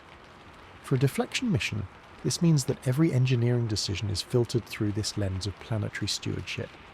The spacecraft becomes a symbol of not only our ability to defend ourselves, but also our maturity as a civilization capable of exploring with respect. This dual mandate makes the mission infinitely more challenging, but also more meaningful. It underscores that our venture into space is not just about survival, but about wisdom. The wisdom to explore without invading, to defend without destroying, and to learn without corrupting. In the grand puzzle of building a spacecraft to push an asteroid, the piece labelled contamination prevention might seem small, but it holds the entire ethical framework of our journey to the stars together. It is a quiet, persistent reminder that as we reach out to manipulate the cosmos, we must do so with clean hands and a clear conscience, ensuring that our legacy is one of protection, not pollution. All the sterile protocols and flawless component engineering in the world cannot eliminate one final, pervasive, and unpredictable variable: the people who build and run it all. We have designed for radiation, for power loss, for unknown surfaces, but we must also design for human nature. Behind every line of code, every wiring diagram, every test procedure, and every command sent, there are people, brilliant, dedicated, but ultimately fallible. The spacecraft is a perfect frozen expression of thousands of human decisions, and any one of those decisions made under pressure, fatigue, or simple misunderstanding can embed a fatal flaw that lies dormant for years. This is the human factor, the soft, messy reality that exists in stark contrast to the hard, deterministic world of orbital mechanics. We are building a machine that must perform with superhuman reliability, but it is conceived and guided by beings who are wonderfully, terribly human. The chain of causality is long and intricate. It begins with the initial design specifications. A misinterpretation of a requirement can ripple through years of work. Imagine an engineer, years before launch, reading a document that states the spacecraft must withstand a certain level of vibration. The number is clear, but the intent, the axis, the frequency profile, the duration, might be ambiguously worded. The engineer designs a mounting bracket to that number. Later, during vibration testing, the bracket holds and everyone signs off. But in the actual launch, the vibration profile is slightly different in a way the test didn't perfectly replicate, and that bracket resonates, fatigues, and fails a year into the mission, causing a critical instrument to lose alignment. The error wasn't malice or incompetence. It was a tiny crack in communication at the very beginning, a shadow in a paragraph of a 1,000-page document. Then comes the software, millions of lines of code written by teams of programmers over many years. This code is the spacecraft's mind, its instincts. A single typo, a misplaced decimal point, or an unhandled condition in a rarely used function can be catastrophic. Consider a function designed to calculate the force of a thruster pulse. The programmer intends to use a variable representing newtons of force. Elsewhere in the code, another programmer has defined a similar variable, but in pounds of force, for a different subsystem. Through a convoluted series of calls, the wrong variable gets used. The unit conversion error slips through code reviews and testing because the specific condition that triggers that code path is rare and wasn't thoroughly simulated. Years later, during a critical orbital adjustment, the spacecraft fires its thrusters 100 times harder than intended, spinning out of control. This is not science fiction. It is the ghost of the Mars Climate Orbiter, lost because one team used metric units and another used imperial. The error is human, a failure of process and verification, but its consequence is borne by perfect silicon and metal. Testing is our primary defense against these errors, but testing itself is a human activity, and therefore imperfect. Test procedures are written by people. They're executed by technicians and engineers who, after the 100th repetition of a tedious check, might fall into a rhythm, accidentally skip a step, or misinterpret a result. A sensor might be connected to the wrong port on a test harness, giving a false pass reading. A software test might use a simulated input file that doesn't quite match the real data format the spacecraft will see in flight. The teams are under immense schedule pressure. Management is pushing to meet a launch window. When a test fails, the instinctive question is often, is it the test setup or the spacecraft? Sometimes, after investigation, the conclusion is that the test was too harsh or not representative, and the hardware is given a waiver. This is a rational, necessary part of engineering, but it is also a moment of profound risk. Was the waiver justified, or was it a product of fatigue, the desire to avoid a costly delay, or groupthink? The culture of the organisation is critical here. Is it a culture where a junior engineer can stand up in a meeting and say, I know we all want to move on, but this failure worries me, without fear of reprisal, or is dissent subtly discouraged? Creating a culture of psychological safety, where questioning is mandatory, is a human resources challenge as much as an engineering one. The operational phase introduces another set of human vulnerabilities. The mission control team will train for years on simulators. But simulators are models, and models are simplifications. When the real crisis hits, it will be something the simulations didn't think of. The team will be tired, stressed, and working against a clock dictated by lightspeed delays. Decision fatigue is real. The lead engineer might have to make a dozen critical calls in a shift, each based on incomplete telemetry. A misreading of a graph, forgotten detail from a training scenario months ago, a miscommunication between the trajectory lead and the propulsion lead, any of these can lead to a command being sent that, while solving one problem, creates a worse one. The spacecraft's autonomy is there to help, but humans define its limits and its safe mode behaviours. What if the safe mode response to a particular sensor failure is itself flawed, because the designers didn't imagine that particular failure mode. The humans wrote those rules too. Moreover, this isn't a project that lasts a year, it spans decades. The original designers and coders retire or move on. Institutional knowledge walks out the door. The young engineer who takes over the flight software might be brilliant, but lacks the deep, tacit understanding of why certain archaic-looking code blocks exist, legacy patches for problems solved long ago. One day, while doing routine maintenance on the code for an upcoming maneuver, they might clean up what looks like a redundant calculation, not knowing it is a crucial workaround for a hardware quirk in the star tracker. The updated software is uploaded, and 6 months later, the spacecraft loses its celestial lock at a critical moment. The error wasn't in the new code's logic, it was in the erosion of memory, the loss of the story behind the old code. The scale of collaboration magnifies these risks. A planetary defense mission would involve thousands of people across dozens of companies, universities and agencies in multiple countries. They speak different technical dialects, work in different time zones, and have different cultural approaches to problem solving and hierarchy. Communication across these boundaries is a minefield.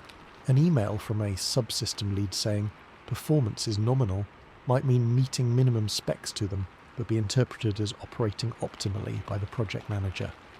A critical issue might get lost in a dense technical report buried on page 40, because the writer didn't flag it prominently, assuming its importance was obvious. The sheer volume of data, design documents, test reports, meeting minutes, emails, creates a haze where signals can be lost. No individual can hold it all in their head. We rely on processes, on databases, on review boards, but these are all human systems, maintained and operated by people having good days and bad days. So what is the mitigation? It is not to eliminate human error, which is impossible, but to build systems that are resilient to it. This means layers upon layers of independent verification and validation. Every requirement is traced, every line of code is peer-reviewed, every test procedure is checked by a separate team. It means building redundancies not just in hardware, but in human judgment. Important commands require dual key authority. Critical decisions are made by committee after deliberate debate. It means investing heavily in documentation and knowledge capture, making the why as important as the what. It means fostering a culture where the phrase "I don't know" is safe, where "I made a mistake" is seen as an opportunity to strengthen the system, not a career ender. It means designing the spacecraft itself to be forgiving where possible, with ample margins, safe holds, and the ability to recover from an incorrect command. Ultimately, it is about humility. The engineers must approach the design with the assumption that they and their colleagues will make mistakes. The goal is to catch them, to design so that the mistakes are caught by the next person in the chain, or by test, or by a built-in hardware check. It is a war of attrition against our own limitations.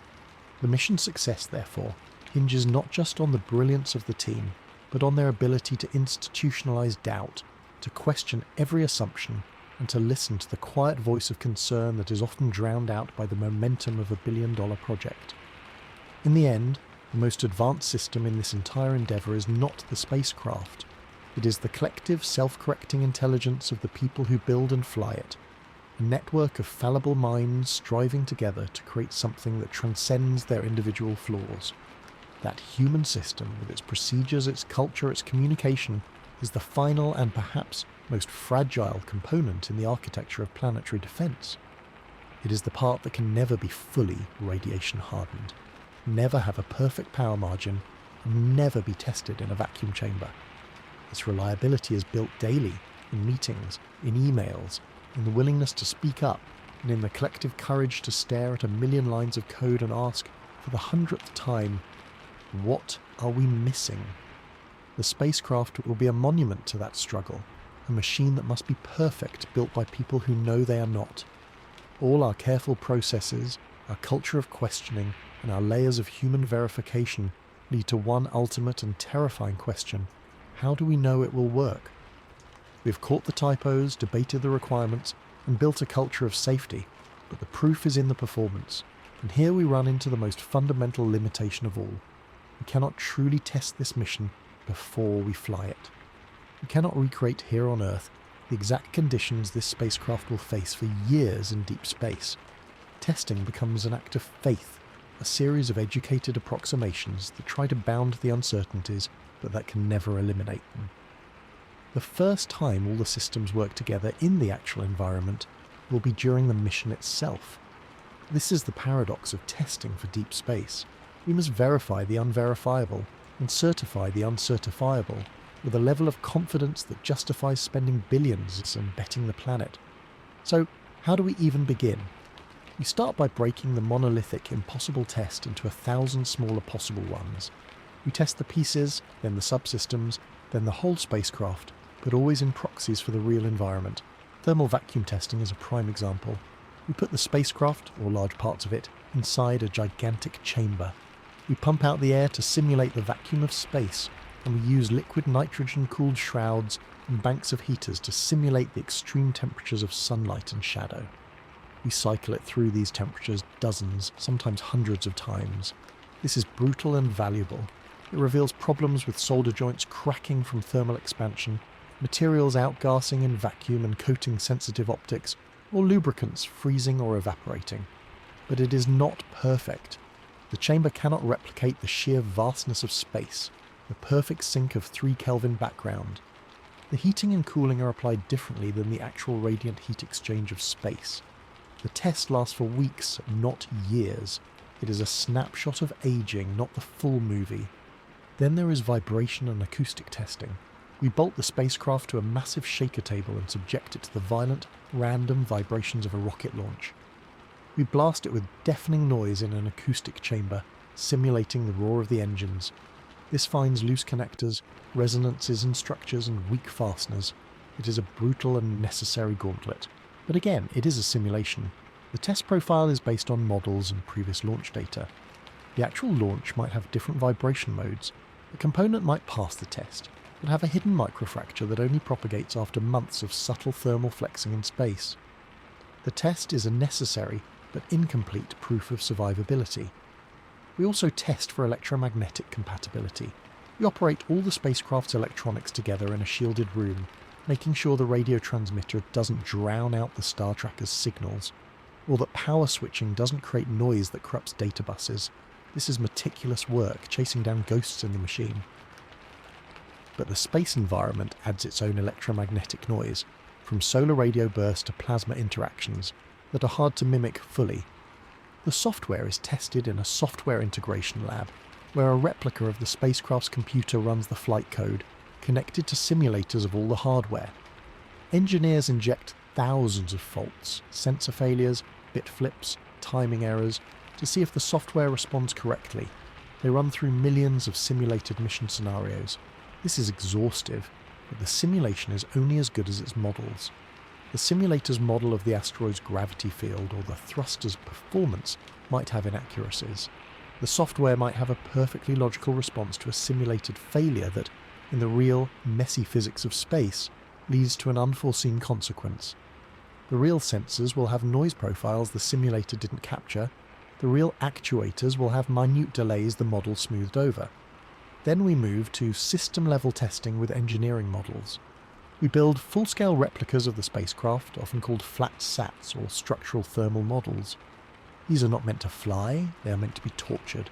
We might bake and freeze one model to destruction to find its limits.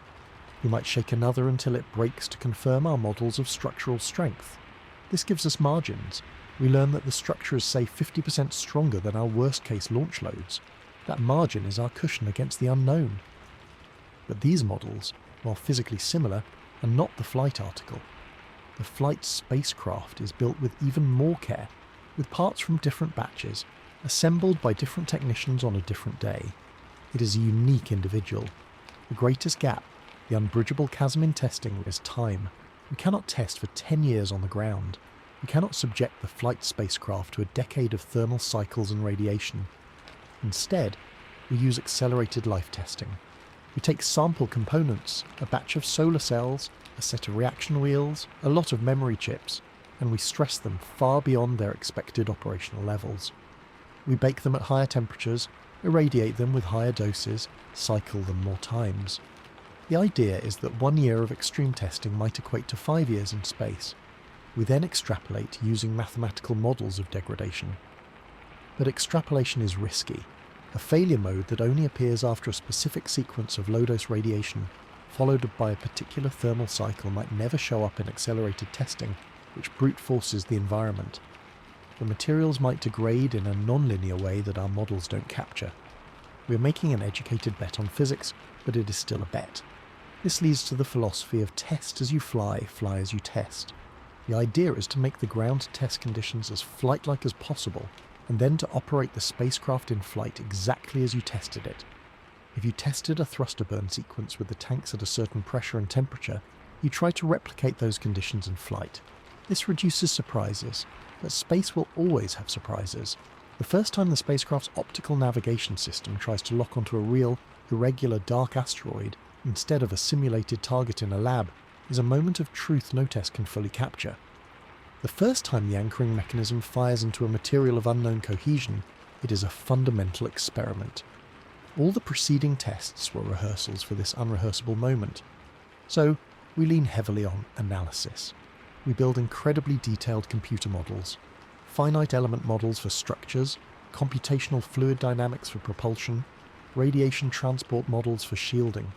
We validate these models with the piecewise tests we can do, and then we use them to predict performance in regimes we cannot test. The entire mission is flown thousands of times in a computer long before launch, with Monte Carlo simulations that vary every possible parameter within its uncertainty range. These simulations give us probabilities, a 99% chance of success, a 99.9% chance. But the models have assumptions baked in. They assume the laws of physics as we know them hold perfectly over astronomical distances and timescales they do. They assume our material properties are correct. They assume we have correctly modelled the complex interactions between systems. Any error in these assumptions skews the results. The psychological weight of this is immense for the engineering team. After a decade of work, they must stand before review boards and say, with confidence, that the spacecraft will work, knowing they have never seen it operate in the true integrated flight environment. Their confidence is built on a mountain of indirect evidence, past tests, validated models, margins of safety and heritage from previous missions. But it is not built on a full dress rehearsal. This is the core of the test realism impossibility. We are building a machine for a one-act play, and we can only rehearse the scenes individually on a different stage with understudies. The opening night is also the final performance. This reality forces a conservative design approach. If you cannot test it perfectly, you over-design it. You add margins everywhere. You make it stronger, simpler, more redundant than your analysis says it needs to be. This drives cost and mass, but it buys down risk. It is the engineering manifestation of the precautionary principle. In the end, the validation of a deep space mission is a tapestry woven from many threads. Physical tests of components, system tests in simulated environments, accelerated life tests, detailed computer analysis, and lessons learned from past missions. No single thread is strong enough to hold the weight of the mission's success, but woven together, they create a fabric of evidence that, while not perfect, is the best we can do. Launching the spacecraft is the ultimate act of trust in that fabric. It is the moment when the baton passes from the known world of testing and analysis to the unknown world of reality. The engineers become observers, their creation now subject to the unforgiving and final judge of real-world physics. Every telemetry point that comes back matching the predictions is a surge of relief, a validation of 1,000 assumptions. Every anomaly is a cold reminder of the limits of our testing. For a planetary defense mission, this is not merely an engineering challenge, it is an existential tightrope. We walk it with our eyes open, knowing the net below is made of statistics and probabilities, not certainties. The mission's success, therefore, is not a guaranteed outcome of a rigorous process, but the hopeful result of that process applied with relentless discipline and deep humility. We send our best guess, armoured in steel and silicon, and hope the universe agrees with our models.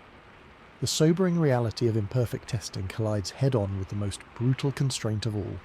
For a genuine planetary defense mission, there is no Mission 2. This isn't like a Mars rover landing, where a failure is a tragic setback met with a determined, we'll try again in 2 years. The orbital dynamics of a threatening asteroid do not offer a second chance. The launch window is not an annual convenience. It is a fleeting, one-time alignment of celestial mechanics that, if missed, cannot be recreated in time to prevent a collision. This logic of a single chance permeates every atom of the project, transforming it from a difficult engineering endeavour into a high-wire act without a net. The pressure this imposes is psychological, technical, and financial, creating a paradigm that is fundamentally at odds with modern development culture. Let's break down why the try-again option is a fantasy. The entire premise of a kinetic impact or a slow-push deflection is based on the principle of early action. A tiny velocity change, applied years or decades before the predicted impact, grows over the immense distance into a large spatial miss. This is a geometric fact.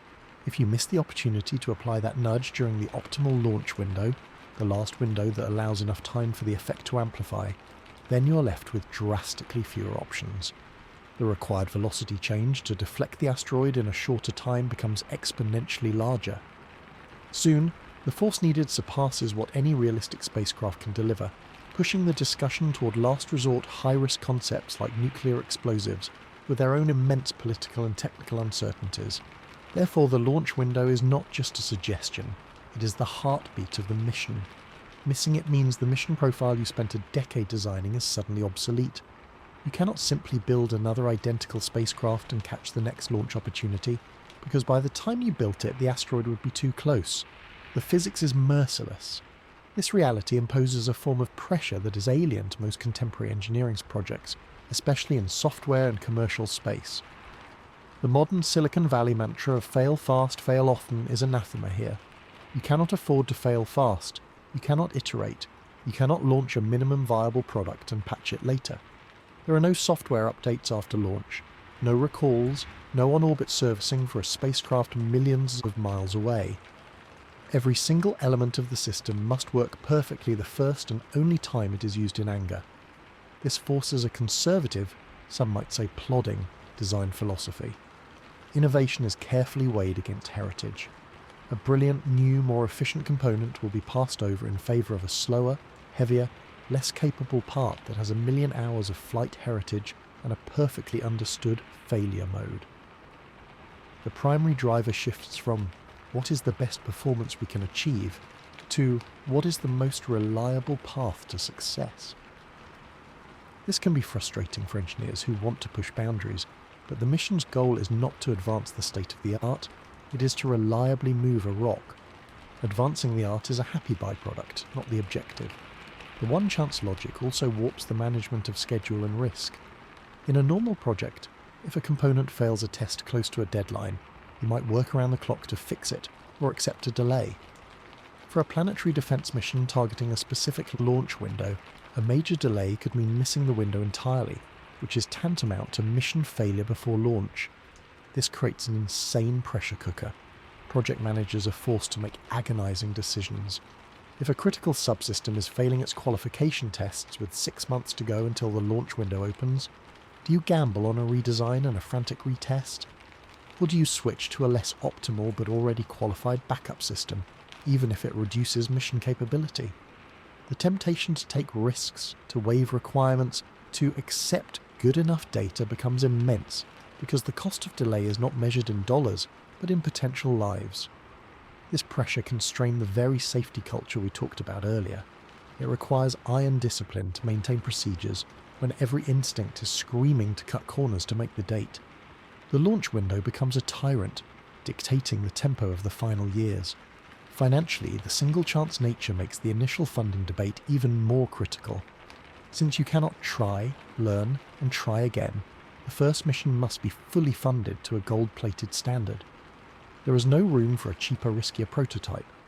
Politicians and the public might balk at the price tag, not understanding that this is not a science experiment.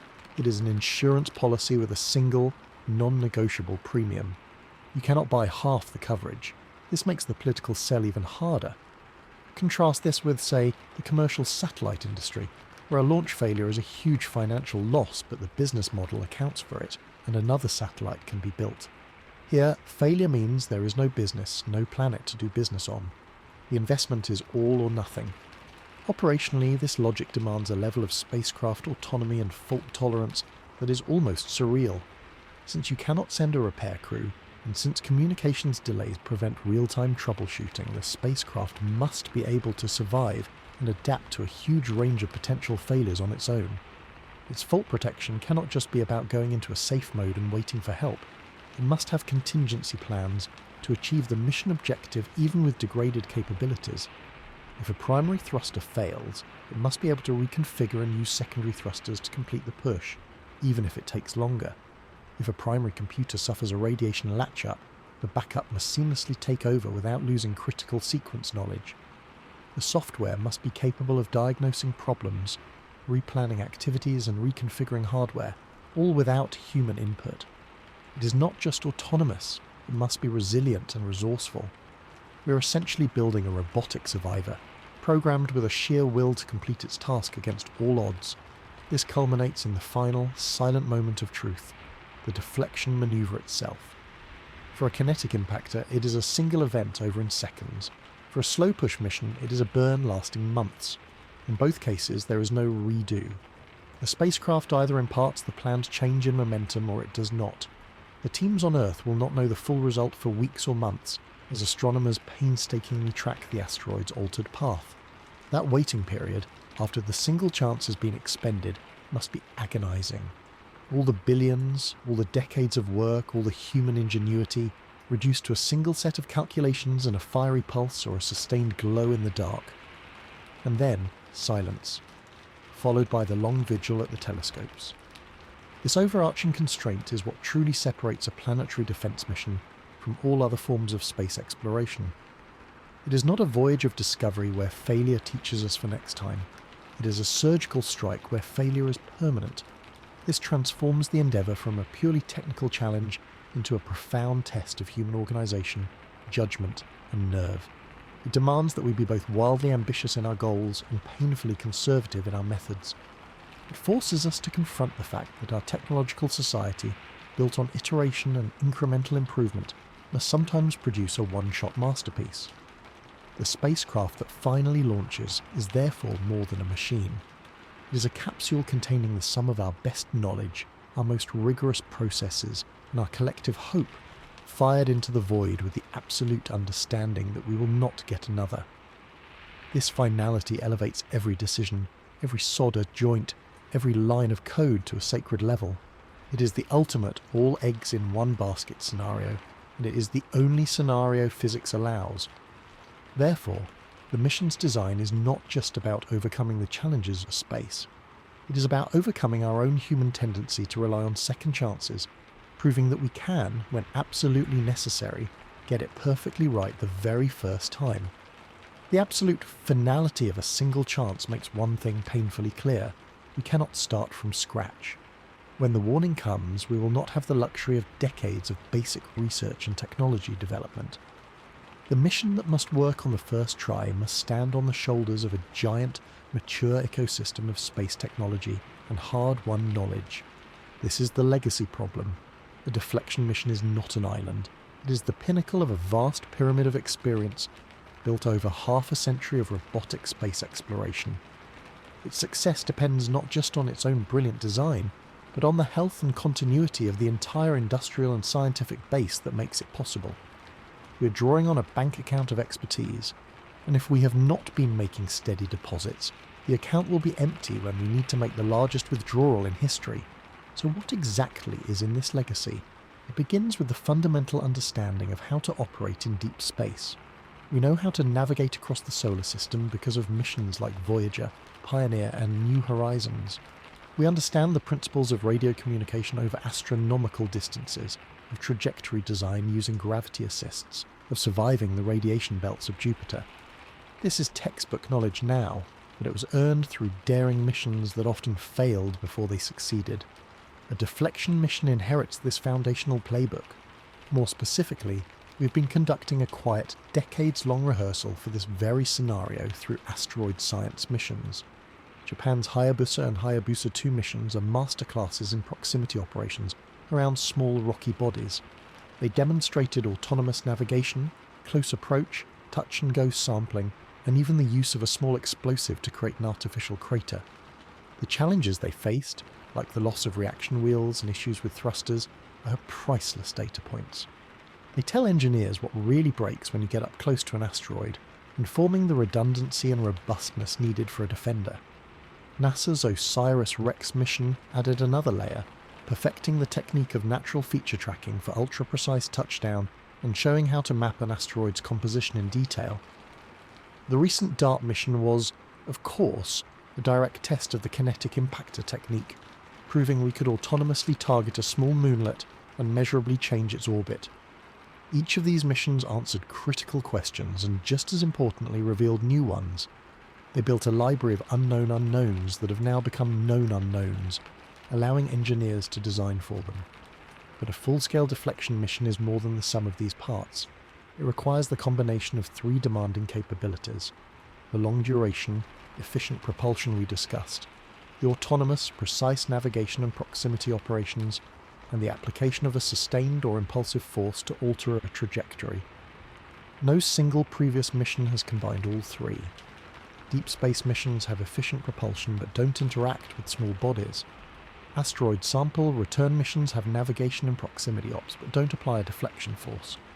DART had an impact, but over a relatively short cruise and to a very small, well-characterized target. The deflection mission must fuse these disciplines into a new whole. This fusion is where the legacy becomes critical. It means you need engineers who understand ion propulsion from the Dawn mission, who understand autonomous guidance from OSIRIS-REx, and who understand impact dynamics from DART. You need managers who have lived through the crises of those projects. You need a supply chain that can still manufacture the specialized components, like star trackers, reaction wheels, and high-efficiency solar cells that these missions used. This ecosystem is not static. It atrophies without constant activity. A company that builds precision gyroscopes for spacecraft might go out of business or shift to terrestrial markets if there are no new contracts for a decade. The master technician who knows how to hand-assemble a specific type of fuel valve retires, and his tacit knowledge, the feel for the tool, the trick to a particular test, retires with him if it hasn't been passed on. This is called the brain drain or knowledge vaporization problem, and it is a silent killer of complex programs. Consider the analogy of the Apollo program. After its conclusion, the Saturn V production lines were dismantled, the specialized tooling was lost, and the teams dispersed. Decades later, we found we could not simply rebuild the Saturn V. We had lost the ecosystem and the living knowledge. We are facing the same risk with the capabilities needed for planetary defense. If we go 20 years without a major deep space mission that pushes the state-of-the-art in autonomy or propulsion, the institutional memory fades. The young engineers entering the field have never worked on such a project. They have only studied them as history. When the crisis hits, the grey-haired veterans are called out of retirement as consultants, a fragile link to a past era of achievement. This is no way to run a strategic defence capability. Therefore, maintaining the legacy is an active process. It requires a steady drumbeat of robotic missions to various asteroids, comets, and other destinations. Each mission, even if its primary goal is science, serves as a technology demonstrator and a training ground for people and organisations. It keeps the suppliers in business, the software tools updated, and the operational procedures sharp. It creates a continuum of experience where lessons from one mission are carried forward best by people who move to the next project, not just by documents in an archive. This need for continuity clashes violently with the boom and bust cycle of space funding. A major flagship mission like a Mars sample return or a Jupiter orbiter creates a surge of activity and hiring, followed by a valley of layoffs and uncertainty once it launches. This cycle hemorrhages expertise.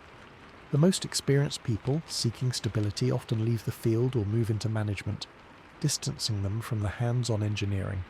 The legacy becomes brittle, stored in documents and databases rather than in the muscle memory of our active workforce.